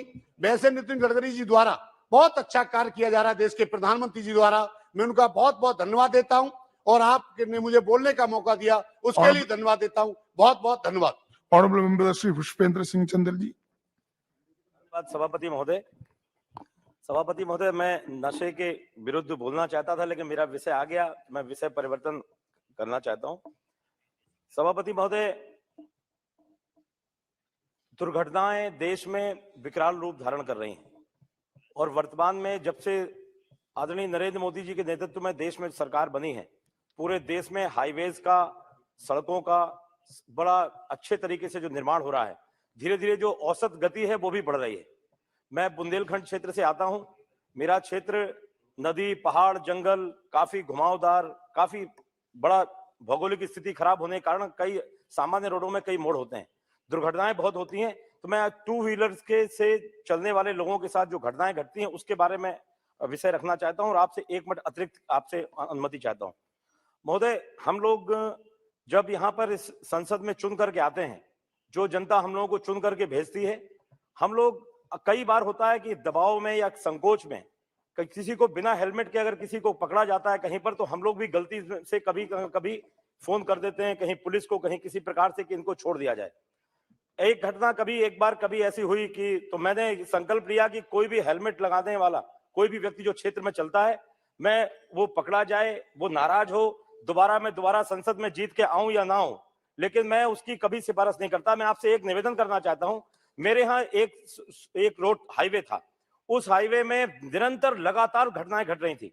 हमारे यहाँ पहले सपा बसपा की जो सरकार होती थी प्रदेश में, उन्होंने एक बीएटी, सभापति महोदय मैं एक मिनट लूंगा, बहुत संवेदनशील मामला है। तो महोदय, उसको जो 4 लेन रोड बनना चाहिए था, बीओटी प्रोजेक्ट के तहत उसको सिंगल रोड बनाया गया और मेरे संसदीय क्षेत्र के मौदहा भरुआ क्षेत्र के एक गांव से 20-20 लोग उनका जीवन उनका समाप्त हुआ। महोदय, मैं हेलमेट की जो बात आपसे करके अपनी बात पूरी कर रहा हूं। मेरा निवेदन है कि कई बार लोग जो बाइक से अपने घर से निकलते हैं, रास्ते में कोई उनका मित्र परिचित गांव का कोई व्यक्ति मिला और उसको साधन नहीं मिलता, उसको अपनी गाड़ी में बैठा लेते हैं, तब उनके पास हेलमेट नहीं होता, उनकी मजबूरी होती है कि एक हेलमेट है। तो मैं भारत सरकार से आग्रह करता हूं कि जितने भी मोटरसाइकिल निर्माता कंपनियां हैं, टू व्हीलर जो भी बनाते हैं, अभी इलेक्ट्रिक व्हीकल बन रहे हैं, हर वाहन में 2 हेलमेट रखने की जगह बनाई जाए और उसमें उसका नंबर, सभापति महोदय, उसमें उसका नंबर भी डाला जाए उसमें हेलमेट में। मैं बहुत संवेदनशील बात कर रहा हूं। और उसके बाद जब भी कभी उसकी चेकिंग हो, वो उसके पास मिले, ताकि उनका भी शोषण ना हो सके, पुलिस भी उनको परेशान ना कर सके, और मजबूरी में जो किसी राहगीर को जो लिफ्ट देते हैं, लोग अपने वाहन बैठाते हैं, उसका भी जीवन बच सके और उसको जीवन सुरक्षित हो सके। आपने सभापति महोदय बहुत महत्वपूर्ण विषय था, आपने समय दिया, बहुत बहुत धन्यवाद। Sunil Kumar ji, very brief, 1 minute. धन्यवाद सभापति महोदय। मैं आपका ध्यान अति महत्वपूर्ण विषय राष्ट्रीय राजमार्ग 727 पर मूलभूत सुविधाओं का घोर अभाव की ओर आकृष्ट करना चाहता हूं। बेतिया से बगहा होते हुए उत्तर प्रदेश को जोड़ने वाली राष्ट्रीय राजमार्ग संख्या 727 पर अभी तक कार्य पूर्ण नहीं हो पाया है। इस राजमार्ग पर स्थित लौरिया नामक जगह पर 2 वर्ष पूर्व से ही टोल प्लाजा कार्यरत है। सेवा शुल्क की भी वसूली की जा रही है। इस टोल प्लाजा पर नागरिक सुविधाओं का भी अभाव है, जैसे पेयजल, शौचालय, प्राथमिक चिकित्सा केंद्र, टो क्रेन तथा अग्निशामक वाहन इत्यादि। महाशय, सड़क कार्य अपूर्ण होते हुए भी शुल्क वसूलना उचित नहीं है। अतः मैं सदन के माध्यम से सरकार से मांग करता हूं कि लौरिया टोल प्लाजा पर यथाशीघ्र उपयुक्त सुविधाओं को बहाल किया जाए और जब तक सड़क कार्य पूर्ण न हो तब तक सेवा शुल्क न लिया जाए। धन्यवाद। Honorable Member Sri Ram Mohan Naidu ji. Thank you, Chairman, sir. I would like to bring to the attention of the House the systematic unconstitutional attempts at shrinking the democratic space in the state of Andhra Pradesh, sir. The TDP General Secretary, Nara Lokesh, has gone on a padiyatra across the state for 4,000 kilometers in 400 days, sir. And the YSRCP AP government passed GO number 1 just to ban rallies and road shows across the state because of looking at the public response that is coming for Chandrababu Naidu's road shows and also the Lokesh Padiyatra also, sir. And GO number 1 is just the latest addition to the pattern of undemocratic tactics, which is implemented by the state government. Subject. It is a it could be a state subject, sir, but yes, it is regarding the constitution. When there is a violation of constitution, you can speak in the House. Sir, on 2nd February, the police had made an unsuccessful attempt to wrongfully seize Nara Lokesh's campaign vehicle. On 3rd February, they tried to thwart his Padiyatra at Bangarupalam village, and they even shut down the power supply. They're trying to create an atmosphere of fear so that no one can come and attend his Padiyatra, sir. And also TDP cadres and supporters who are joining it have been attacked. Sir, with one last point, I'll just conclude. Sir, with the law and order apparatus either turning a blind eye to the violence and refusing to uphold the freedom of expression, there is no level playing field for opposition in the state of Andhra Pradesh, sir. Before this leads to a breakdown of constitutional machinery in AP, I request the union government to take cognizance of this situation so that the state government is held accountable for all its unconstitutional acts. Honorable Member Sri Ravinder Singh ji Bittu. Thank you, Chairman Saab, Suresh ji.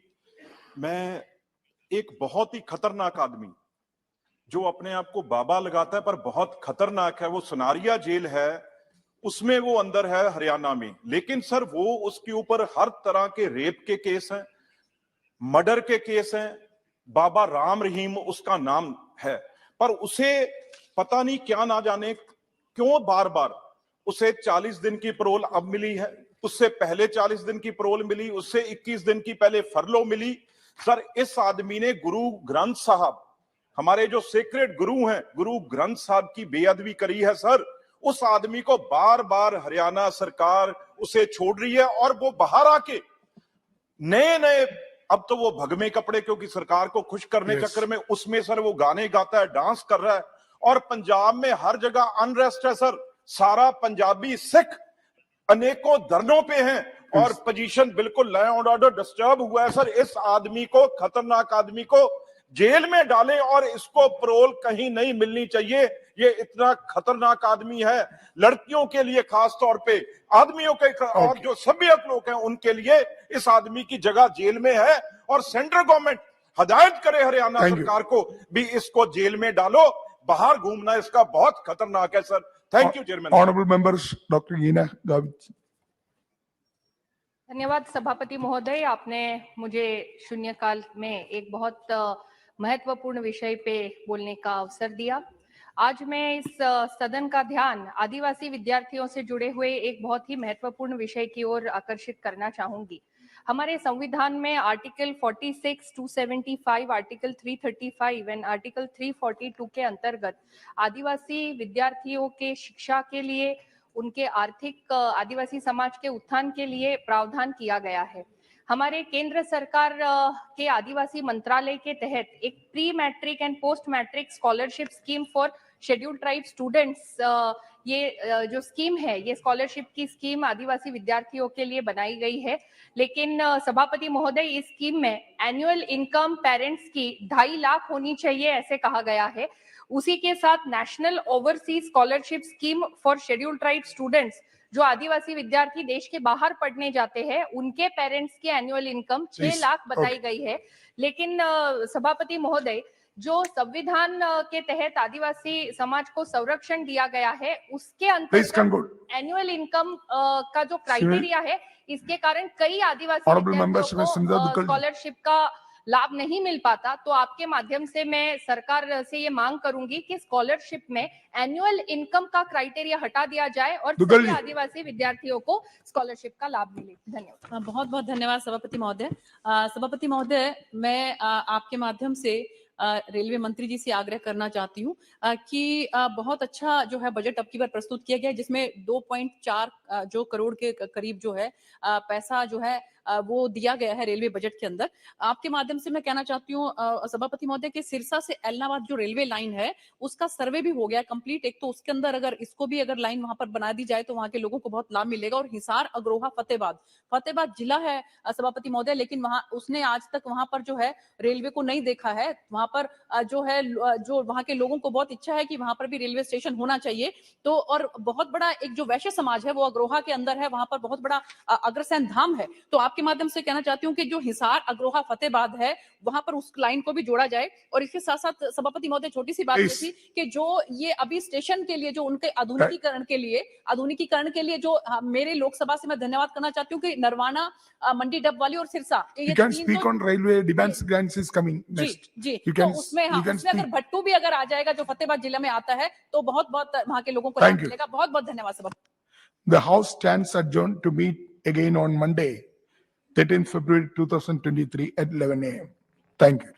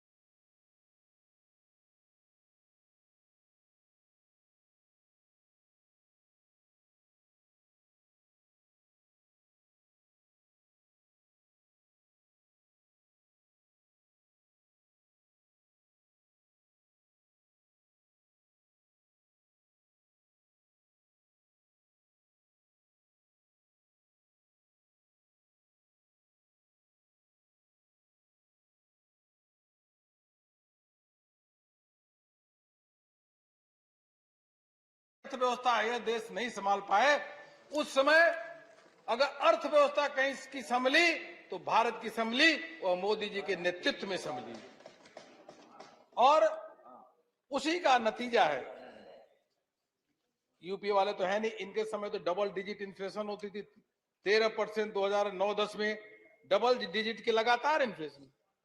आज बैंकों की स्थिति इतनी सुधर गई है कि bank अपने पैर पे चलने लगे, पैर पे खड़े हो गए हैं, दौड़ रहे हैं। यूपीए के समय में क्या था, एक तरफ उद्योग धंधे बंद हो रहे थे, बैंकों से कहा जाता था कि लोन देते रहो, एनपीए को स्टैंडर्ड लगातार बनाते रहो, लगातार लोन देना, जीडीपी नीचे जा रही है लेकिन लोन बढ़ रहा है, सर्कुलेशन में उसको एक की टोपी दूसरे में घुमा रहे हैं, फिर भी नए नए इंस्ट्रूमेंट लिया करके जो सब स्टैंडर्ड लोन होते थे उसको स्टैंडर्ड दिखा करके यह सिलसिला चल रहा था फोन बैंकिंग के सिस्टम। उसका कारण क्या हुआ कि जब आप लोन देते तो 2-3-4 साल में धीरे धीरे वो एनपीए बनता, एक साल में तो नहीं बनता। एनपीए बनना शुरू हो गया और 2013 कैलेंडर में देखें तो 50% एनपीए उसमें बढ़ा, मतलब 92,398 करोड़ से 1,38,613 करोड़, मतलब एनपीए का ग्राफ यूपीए के समय से बढ़ना शुरू हुआ। और एनडीए के शुरू के साल में क्योंकि लोन आपने बैड लोन दिए थे वह धीरे धीरे बढ़ना शुरू हुआ और वह आकर के ग्रास एनपीए 2018 में 11.5 हुआ। यह प्रधानमंत्री जी की नीतियां हैं और उनकी नीयत है। वो आईबीसी 2016 यह कानून भी ले आए। उसके अलावा यह भी कहा कि देखो भाई, अगर लोन लेकर के इधर उधर हुआ तो उसको छोड़ा नहीं जाएगा। सारे सिस्टम को टाइट किया, पॉलिटिकल इंटरफेरेंस बंद हुआ, सही लोगों को लोन मिलना शुरू हुआ, बैलेंस शीट क्लीन होनी शुरू हुई। और मान्यवर, यह बताते हुए प्रसन्नता हो रही है कि आज एनपीए ग्रॉस एनपीए 3.9% है और नेट एनपीए है 1% से कम 0.61%। यह इतना बड़ा सुधार आया है। हर बजट में पहले या सप्लीमेंट्री बजट में आता था कि बैंकों को कैपिटल देना है, इसलिए कैपिटल देना है, नहीं तो बैंक अपना जो है उनकी बैलेंस शीट गड़बड़ा गई है, वो अपना बिजनेस नहीं कर पाएंगे। 5 सालों में बैंकों को 2,10,000 करोड़ रुपए कैपिटल इन्फ्यूजन के रूप में दिया गया, लेकिन अब बैंक अपने पैरों पे खड़े हैं, दौड़ रहे हैं। अब बैंकों को 1 रुपए भी कैपिटल देने की जरूरत नहीं है। यह सरकार की इससे बड़ी उपलब्धि कुछ हो नहीं सकती। आज बैंक क्रेडिट हाईएस्ट है, कैपेसिटी यूटिलाइजेशन जो है वह भी 75% पे। मैं कह सकता हूं बदलते भारत की बदलती तस्वीर इतनी अच्छी है कि हम जो हमारा विकास दर है वो 7% के आसपास है। हम निरंतर जिस गति से आगे बढ़ रहे हैं, शीघ्र हम बहुत मजबूत स्थिति में हम होंगे, ऐसा पूरा विश्वास है। माननीय, मैं आपको एक चीज बताना चाहूंगा। ये जो हमने सप्तऋषि की बात की, मैं इंफ्रास्ट्रक्चर की बात आपके समक्ष रखना चाहूंगा। कई सालों से हम लोग सुनते रहे 6 दशक से कि भारत का इंफ्रास्ट्रक्चर विश्व स्तरीय होना चाहिए। लोग जापान जाते थे, जर्मनी जाते थे, चाइना जाते थे, कहते क्या इतनी बढ़िया सड़कें हैं। यहाँ पे सड़कें थी नहीं, इंफ्रास्ट्रक्चर पे ध्यान ही नहीं दिया गया। अब उसके बाद इसलिए उस समय कैसे ध्यान देते, 2013-14 में नेशनल हाईवे में 7,300 करोड़ रुपए नेशनल हाईवे के लिए रखा गया, केवल 7,300 करोड़ रुपए। आज नेशनल हाईवे के लिए जो पैसा रखा गया है 2,58,000 करोड़, 36 गुना अधिक। और इसी का नतीजा है कि यहाँ मेरठ पहले 3 घंटे लगता था, अब आप 40 मिनट पहुंच जाओ।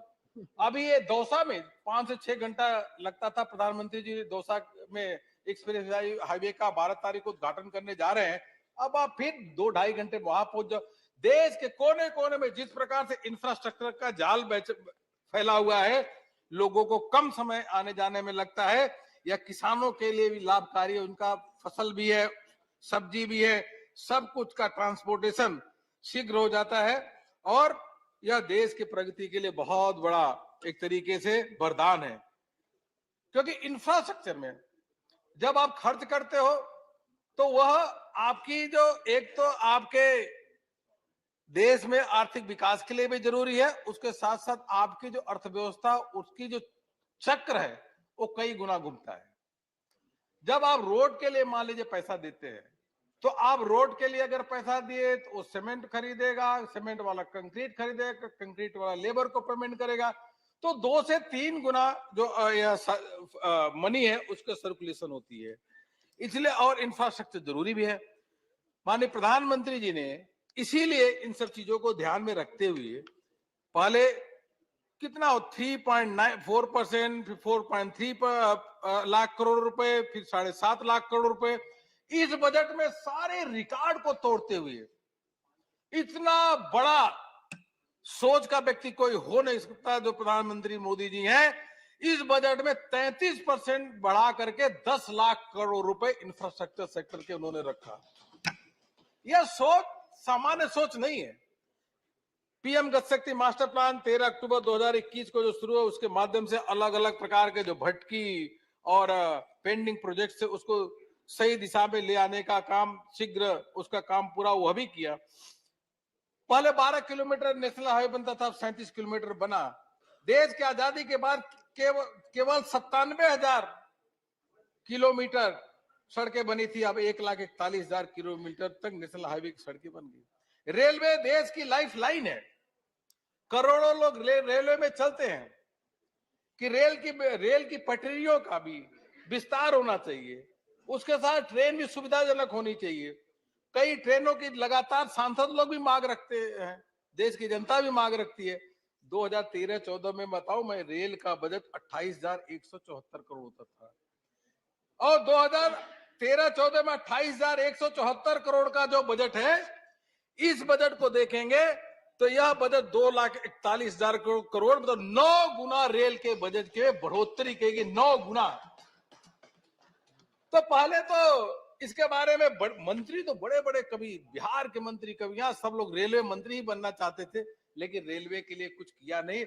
आज वंदे भारत ट्रेन की क्या चारों ओर प्रशंसा हो रही है, सब सांसद लोग वंदे भारत ट्रेन मांग रहे हैं। और एयरपोर्ट के बारे में प्रधानमंत्री जी कहते हैं कि देश का जो नागरिक है, जो चप्पल में पहनता है, उसको भी एरोप्लेन में चलना चाहिए, ऐसी व्यवस्था हमको खड़ा। हवाई चप्पल, जो हवाई चप्पल पहनता है उसको भी प्लेन में चलना चाहिए, ऐसी हवाई जहाज में, ऐसा हमको व्यवस्था करना है। एयरपोर्ट केवल 2014 तक 74 ही थे, वो 74 एयरपोर्ट हमारी सरकार में 142 बने, और इस बजट में कहा 50 और नए एयरपोर्ट बनाए जाएंगे। देश के कोने कोने में एयरपोर्ट की सुविधा होगी।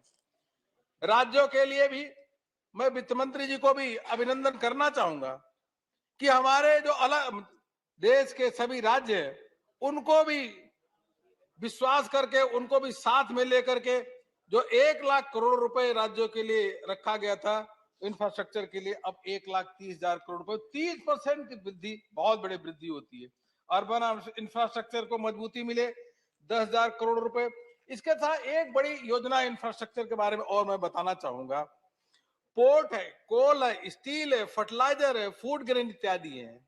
इनके लिए एंड टू एंड संपर्क साधने के लिए यह सोचा गया है कि जब तक इसको एंड से एंड संपर्क नहीं बनाएंगे, तो इसमें एक देश का विकास में और तेज गति से नहीं हो सकता। इसे 100 क्रिटिकल इंफ्रास्ट्रक्चर प्रोजेक्ट बनाए जाएंगे, जिनमें 75,000 करोड़ रुपए का यह इन्वेस्टमेंट होगा। यह लॉजिस्टिक, इस प्रकार से लॉजिस्टिक तैयार किए जाएंगे। मैं बाकी हमारे सदस्य तो कुछ बारे में बोलेंगे, कुछ अन्य विषय में एक डायरेक्ट टैक्स, इनकम टैक्स के बारे में जरूर बताना चाहूंगा। जैसा मैंने कहा कि देश के जो आय करदाता है, जिसको हम दान करदाता कहना चाहिए, क्योंकि उनका जब पैसा आता है तो गरीबों का मकान बनता है, एलपीजी कनेक्शन बनता है, इसलिए वो दान करदाता है, उनका सम्मान होना चाहिए। और 3.6 करोड़ से अब 6.5 करोड़ रुपए रिटर्न हो गई है। हमको याद है कि ये इनकम टैक्स के कॉरिडोर में क्या होता था, इनकम टैक्स के ऑफिस में क्या होता था।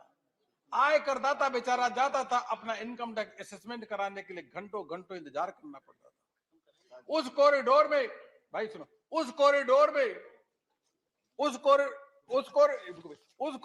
उसको बैठने, 2 मिनट, उस कॉरिडोर में उसको बैठने की जगह नहीं मिलती थी, वो ह्यूमिलेशन फील करता था। तो उसके बाद 2019 में फेसलेस स्कूटी ले आई गई, 2020 में फेसलेस अपील ले आया गया और 2021 में फेसलेस ट्रिब्यूनल ले आया गया। यह व्यवस्था शुरू की। आज जो 100 जीसीआईटी की घोषणा हुई है, उससे हम कह सकते हैं कि शीघ्र से शीघ्र लोगों का केस की स्क्रूटनी भी खत्म होगी। मध्यम वर्ग के लिए इससे बड़ी तोहफा क्या हो सकता है कि उनके 7 लाख रुपए तक उनको छूट की घोषणा हुई है। 7 लाख रुपए की जो उनकी छूट की घोषणा हुई है, यह प्रधानमंत्री जी को हम लोग इसके लिए अभिनंदन करना चाहते हैं। एक ही चीज बताऊंगा, 2013-14 का अगर देखें तो 2013-14 का अगर टैक्स स्लैब ले तो 70,000 रुपए 7 लाख रुपए तक टैक्स लगता था। अब आज के दिन में अगर आज के दिन के नया टैक्स रिजीम देखेंगे तो 7 लाख रुपए तक 1 रुपए भी टैक्स नहीं लगेगा। यानी मध्यम वर्ग जिसकी 7 लाख रुपए इनकम है उसको 70,000 रुपए भी बचेगा। मतलब मध्यम वर्ग को 7,000 रुपए हर महीने की बचत इस बजट के माध्यम से है। 7,000 रुपए हर महीने बजट। यह इसमें 39,000 कंप्लायंसेस भी खत्म हुए और 3400 कानूनों को समाप्त किया गया। इसके अलावा समय की कमी है, एमएसएमई के सेक्टर में बहुत काम हुआ, रोजगार के क्षेत्र में। अब मैं अंत में एक बात कह के समाप्त करना चाहूंगा कि यह विकसित भारत 2027 की इस बजट में रूपरेखा रखी गई है। भारत की बदलती तस्वीर को इसमें झलक दिखती है। आज प्रधानमंत्री मोदी जी की सभी तारीफ कर रहे हैं क्योंकि वह निर्णायक नेतृत्व है, निर्णय लेने वाले हैं, लोकप्रिय नेतृत्व है और उसी के साथ साथ अगर जो विश्वास और भरोसे वाला नेतृत्व है, त्यागी और तपस्वी नेतृत्व है, ऐसा नेतृत्व को 10-20 साल में नहीं जन्म लेता, ऐसा नेतृत्व 100 साल में एक बार जन्म लेता है। नरेंद्र मोदी जी के रूप में जो नेतृत्व लिया है, एक पंक्तियों के माध्यम से मैं अपनी बात समाप्त करूंगा। यह प्रधानमंत्री मोदी जी पे सटीक बैठता है, जो राष्ट्र के बारे में सदैव सोचते हैं। राष्ट्र ही आराधना है, राष्ट्र ही मेरा सुधर्म, राष्ट्र ही बस वंदना है, राष्ट्र ही मेरा सुकर्म, राष्ट्र को ही हूं समर्पित मैं, मेरे मन कर्म वचन, राष्ट्र सबका राष्ट्र सबके राष्ट्र को सत सत नमन। Doctor Shantanu Sen. Sir, very good evening to one and all on behalf of my party and my party's chairperson, Madam Mamata Banerjee. Sir, I would like to open my speech on the budget by flagging a very serious issue and for which I need your immediate attention and I seek your protection too. Sir, regarding censorship in Parliament. Sir, when our learned Prime Minister was speaking yesterday, not a single MP from All India Trinamool Congress or AAP or BRS or anyone was shown exercising their basic democratic right. Same on Rajya Sabha TV. I hope today at least I won't be censored in the same way. Sir, yesterday it was worse than any emergency of 5 decades ago to me, sir. Sir, unfortunately, the presentation of this budget... Honorable member, I would urge you to use the words carefully. Censor an emergency. Perhaps you have not lived during that period. And what is censor? That time I was not born, sir. Yes. But let me tell you, don't compare emergency with anything. Okay, sir. It has been the darkest period of Indian history. Darkest period. And also censorship.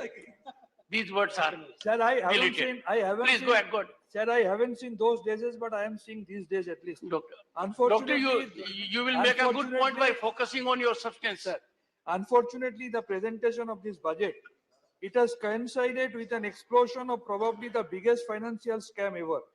And our learned Prime Minister, while speaking for 3 hours in both the houses, he hardly found any time to speak on this issue, sir. Sir, I don't think only empty speeches will take away the fear from the mind of the people, sir. Our party demanded, as before, Supreme Court monitored investigation and other demanded we have already put forward. Sir, I was listening to our learned finance minister while replying in Lok Sabha in television. Sir, I have heard her talking about Bengal, I don't know why she is bearing so much hatred for our state of West Bengal, sir. Sir, I have seen her showing some photographs. Sir, yesterday the opposition MPs were not allowed to show any photographs. I don't know whether there is any exception for the minister or not. She was talking about Bengal. It was absolutely an anti-Bengali sentiment, sir. She took the name of Madam Mamta Banerjee as well. She was talking about GST compensation regarding Lok Sabha during her reply. Sir, Madam must be knowing very well, much more than me. Sir, GST compensation was payable for the period of 2017 to 2022. Since the finalization of account is done by AG, after the end of the financial year, initially the compensation is calculated on gross revenue and not on the net revenue, sir. It is only after the finalization of accounts that AG determines the actual gap between the protected revenue and the actual revenue, and then only Government of India releases the due compensation on net basis, if any. For West Bengal, so far compensation has been paid on net basis for only 2 years, 2017-18 and 18-19. For the rest of the periods, that is 1920, 2021 and 2022, the period until the period of 1st April 2022 till 30th June 2022, compensation has been released based on gross revenue. If net revenue is considered, the Government of India owes West Bengal 2,409 crore for the due rest of the period, sir. AG is yet to finalize the account for the rest of the period as stated. Sir, to me, the budget is not at all futuristic. It is absolutely an opportunistic rhetoric, and it has turned blind eye to the plight of the common people, sir. Sir, this budget doesn't speak about rising inflation. In top 7 cities, housing rentals increased by 20 to 25%. Fall of global crude oil price, but there is a sharp rise of petrol and diesel, sir. Only exception was there just few days before the UP election. Sir, LPG price is still more than 1100 rupees per cylinder. Sir, the price of a substance which was 100 rupees during 1960, it has become 7,800 in 2022. In December 2022, year-over-year inflation rate was 5%, sir. Sir, our learned finance minister was talking about inclusive development with a 38% budget cut for minority schemes, sir. If we consider pre-matric scholarship for minorities, it has been slashed down from 1425 to 433 crore. Budget for madrasas and minorities education, it has been slashed down to 10 crore from 160 crore. So far the youth development is concerned, higher education, no significant increase in the budget. School education, marginal increase. Highest employment is in last 45 years in our country. Unemployment rate in December 2022, it was 8.3%, highest in last 16 months. Rural unemployment, 7.4%. 4 crores of unemployed youth are there. More than 2 crore of women quit workforces in last 5 years, sir. So far the NREGA is concerned, though it is the largest social welfare scheme, we can remember the PM's comment about NREGA, ये तो माटी खोदने का काम है. It was 2.51% of GDP last year. Now it has come down to 1.3% of GDP. There has been a slash down by 33%, sir. Above 60 years of age, employment in NREGA is 134 lakhs. So this government has got no concern about the security of the elderly people. Wages are to be given within 15 days, sir.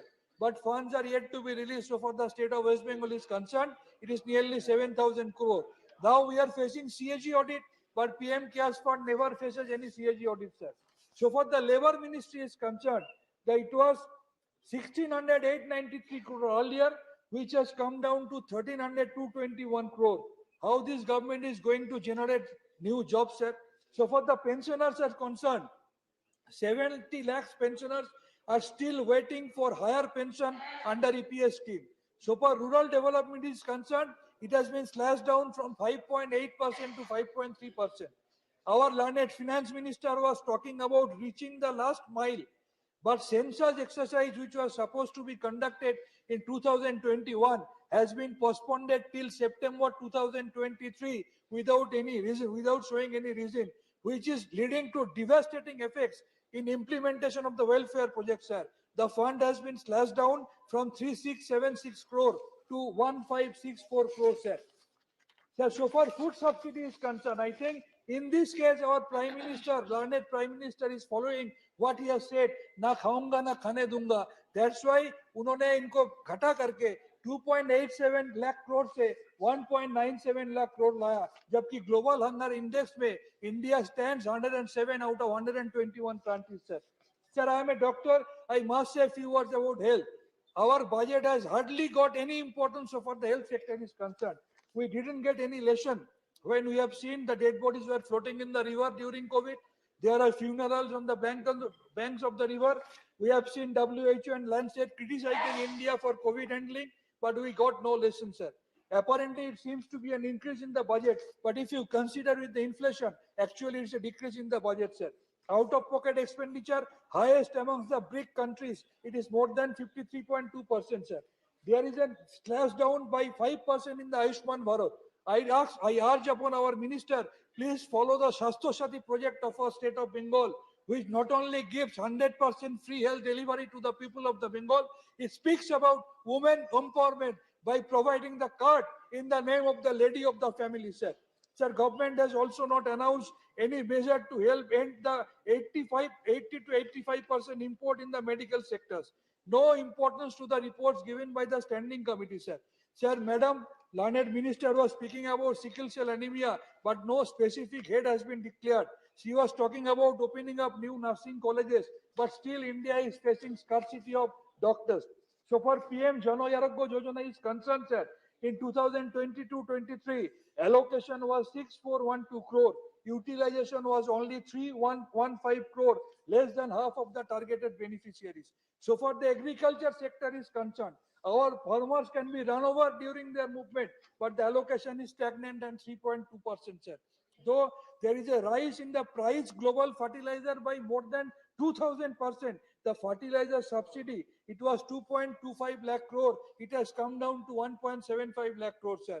Allocation for PM Kisan Yojana, not increased. Expenditure on agriculture, it was 3.84%, it has come down to 3.2%. No word about the crop insurance, no word about the fair price agro products. When we don't know when the farmers' incomes are going to be double, when in our state of West Bengal it has been triple. Sir, few more minutes only.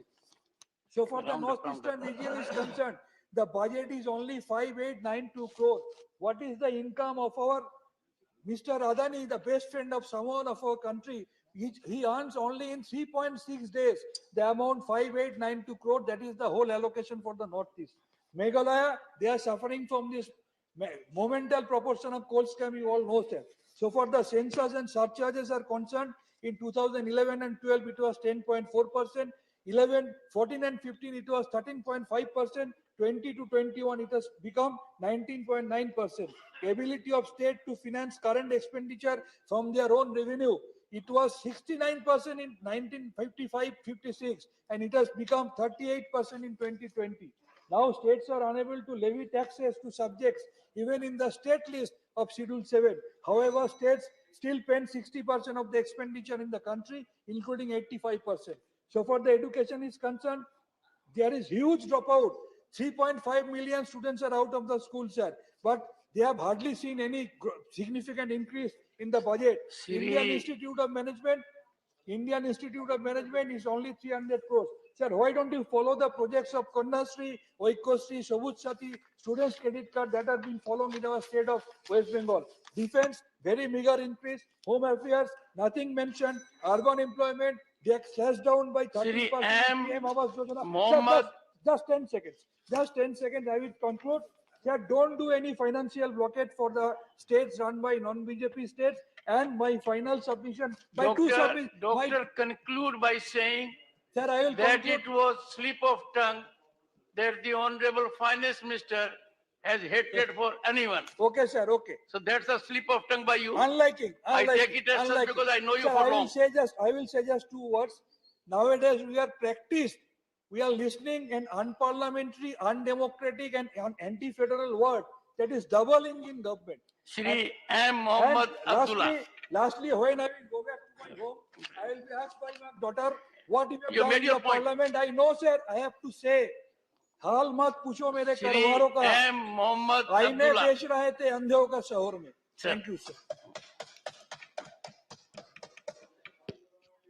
Thank you, Honorable Chairman, sir. Sir, I begin with the famous Tamil quote, sir. I know you always like the quote, so for that also I want to start my speech with one quote, sir. ஆசை இருக்கு தாசில் பண்ண, அதிர்ஷ்டம் இருக்கு கழுத மேய்க்க. Yes. ஆசை இருக்கு தாசில் பண்ண. அது மேபி ட்ரிச்சில இருக்கும், புதுக்கோட்டையில கழுத மேய்க்க. அவ்வளவுதான், ஊருக்கு ஊர் மாறும். பட் வாட் எவர் ஐ சரி, நோ இஷ்யூ, ஆடுனே வச்சுக்கலாம், நோ இஷ்யூ. ஆசை இருக்கு தாசில் பண்ண, அதிர்ஷ்டம் இருக்கு ஆடு மேய்க்க. Meaning, there is a dream or desire to rule, but the lack is only to hurt or rise, as she said, goat. This is a famous quote in Tamil, sir. Why I want to quote this? Likewise, Honorable Sir, when this union government formed in 2014 and also in 2019, what was the expectation of the public of this country, sir? The expectation was an amazing government. The expectation was an amazing government. But in the end, all they got is an Amazon government which sells everything that it sees. For that I quoted, sir. Sir, the union government has given us a lackluster budget aimed not at growth or welfare of the people of this country. This is lacking vision to create jobs, tackle inflation, and stem inequality. CMI data reveals that the total number of the employed people in India at the end of December 2022 was lower than the total number of employed people at the start of 2016. This is the CMI data. This budget also failed to address the issue of unemployment and inflation. When the unemployment rate is at a historic high, the budget reduces the MGNREGA allocation by 33%. This budget proves that this union government has no roadmap to build India's future. Instead, this government is determined to push the fortune of the gift city, Ahmedabad, at the cost of other commercial and financial centers in the country. Honorable Sir, the budget has cut down the union government expenditure to reduce the fiscal deficit while giving further tax concession to the rich. No direct taxes have been reduced. There is no cut in the cruel and irrational GST rates.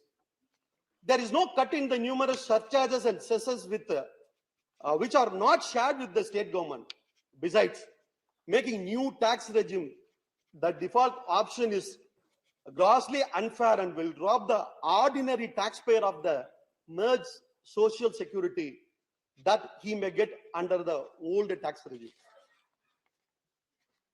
The Honorable Finance Minister in a press conference in August 2021 had said the UPA government had reduced the fuel prices by issuing oil bond of rupees 1.44 lakh crore. I can't go back by the tricky that was played by the previous UPA government. Due to oil bond, the burden has come to our government. We are pleading to pay the oil bond of rupees 1.44 lakh crore of UPA government. This was said by our finance minister. Sir, while conveniently hiding the fact that the current NDA government has placed a far more dangerous ticking time bomb on our head, sir. This government has no locus standi to talk about the UPA government or its oil bonds. So what is the time bomb that I am talking about? What is the time bomb?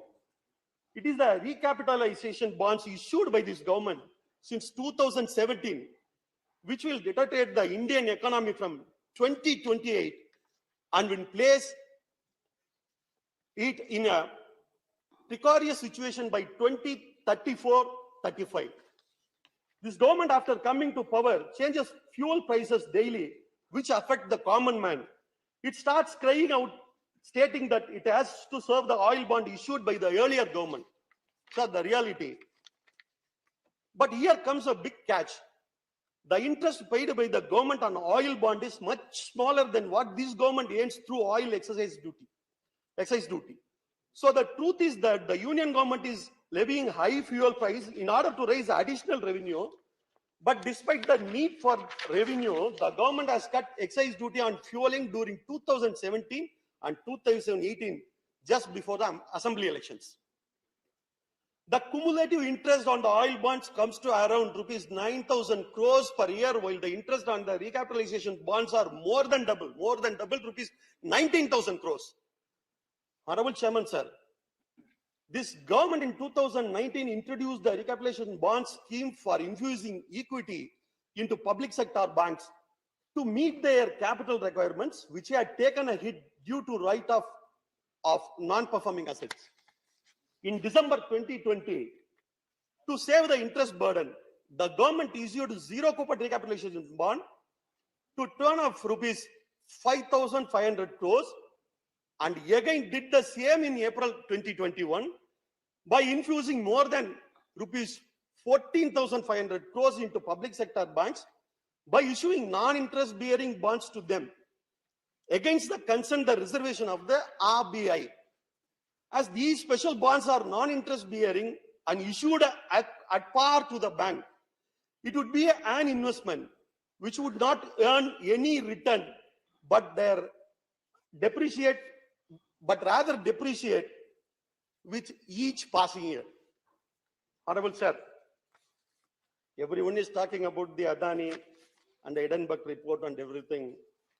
How this government had a hand held Adani in the last 8 years by supporting it through his schemes and all.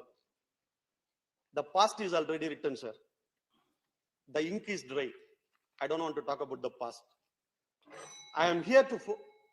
I have more time, sir. 16 more minutes, I have. I've divided equitably. I am here to focus on the future.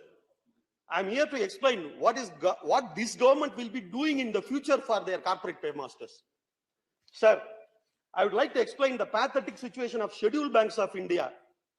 Sir, what is bank? What is the role of the bank? What is the nature of a bank?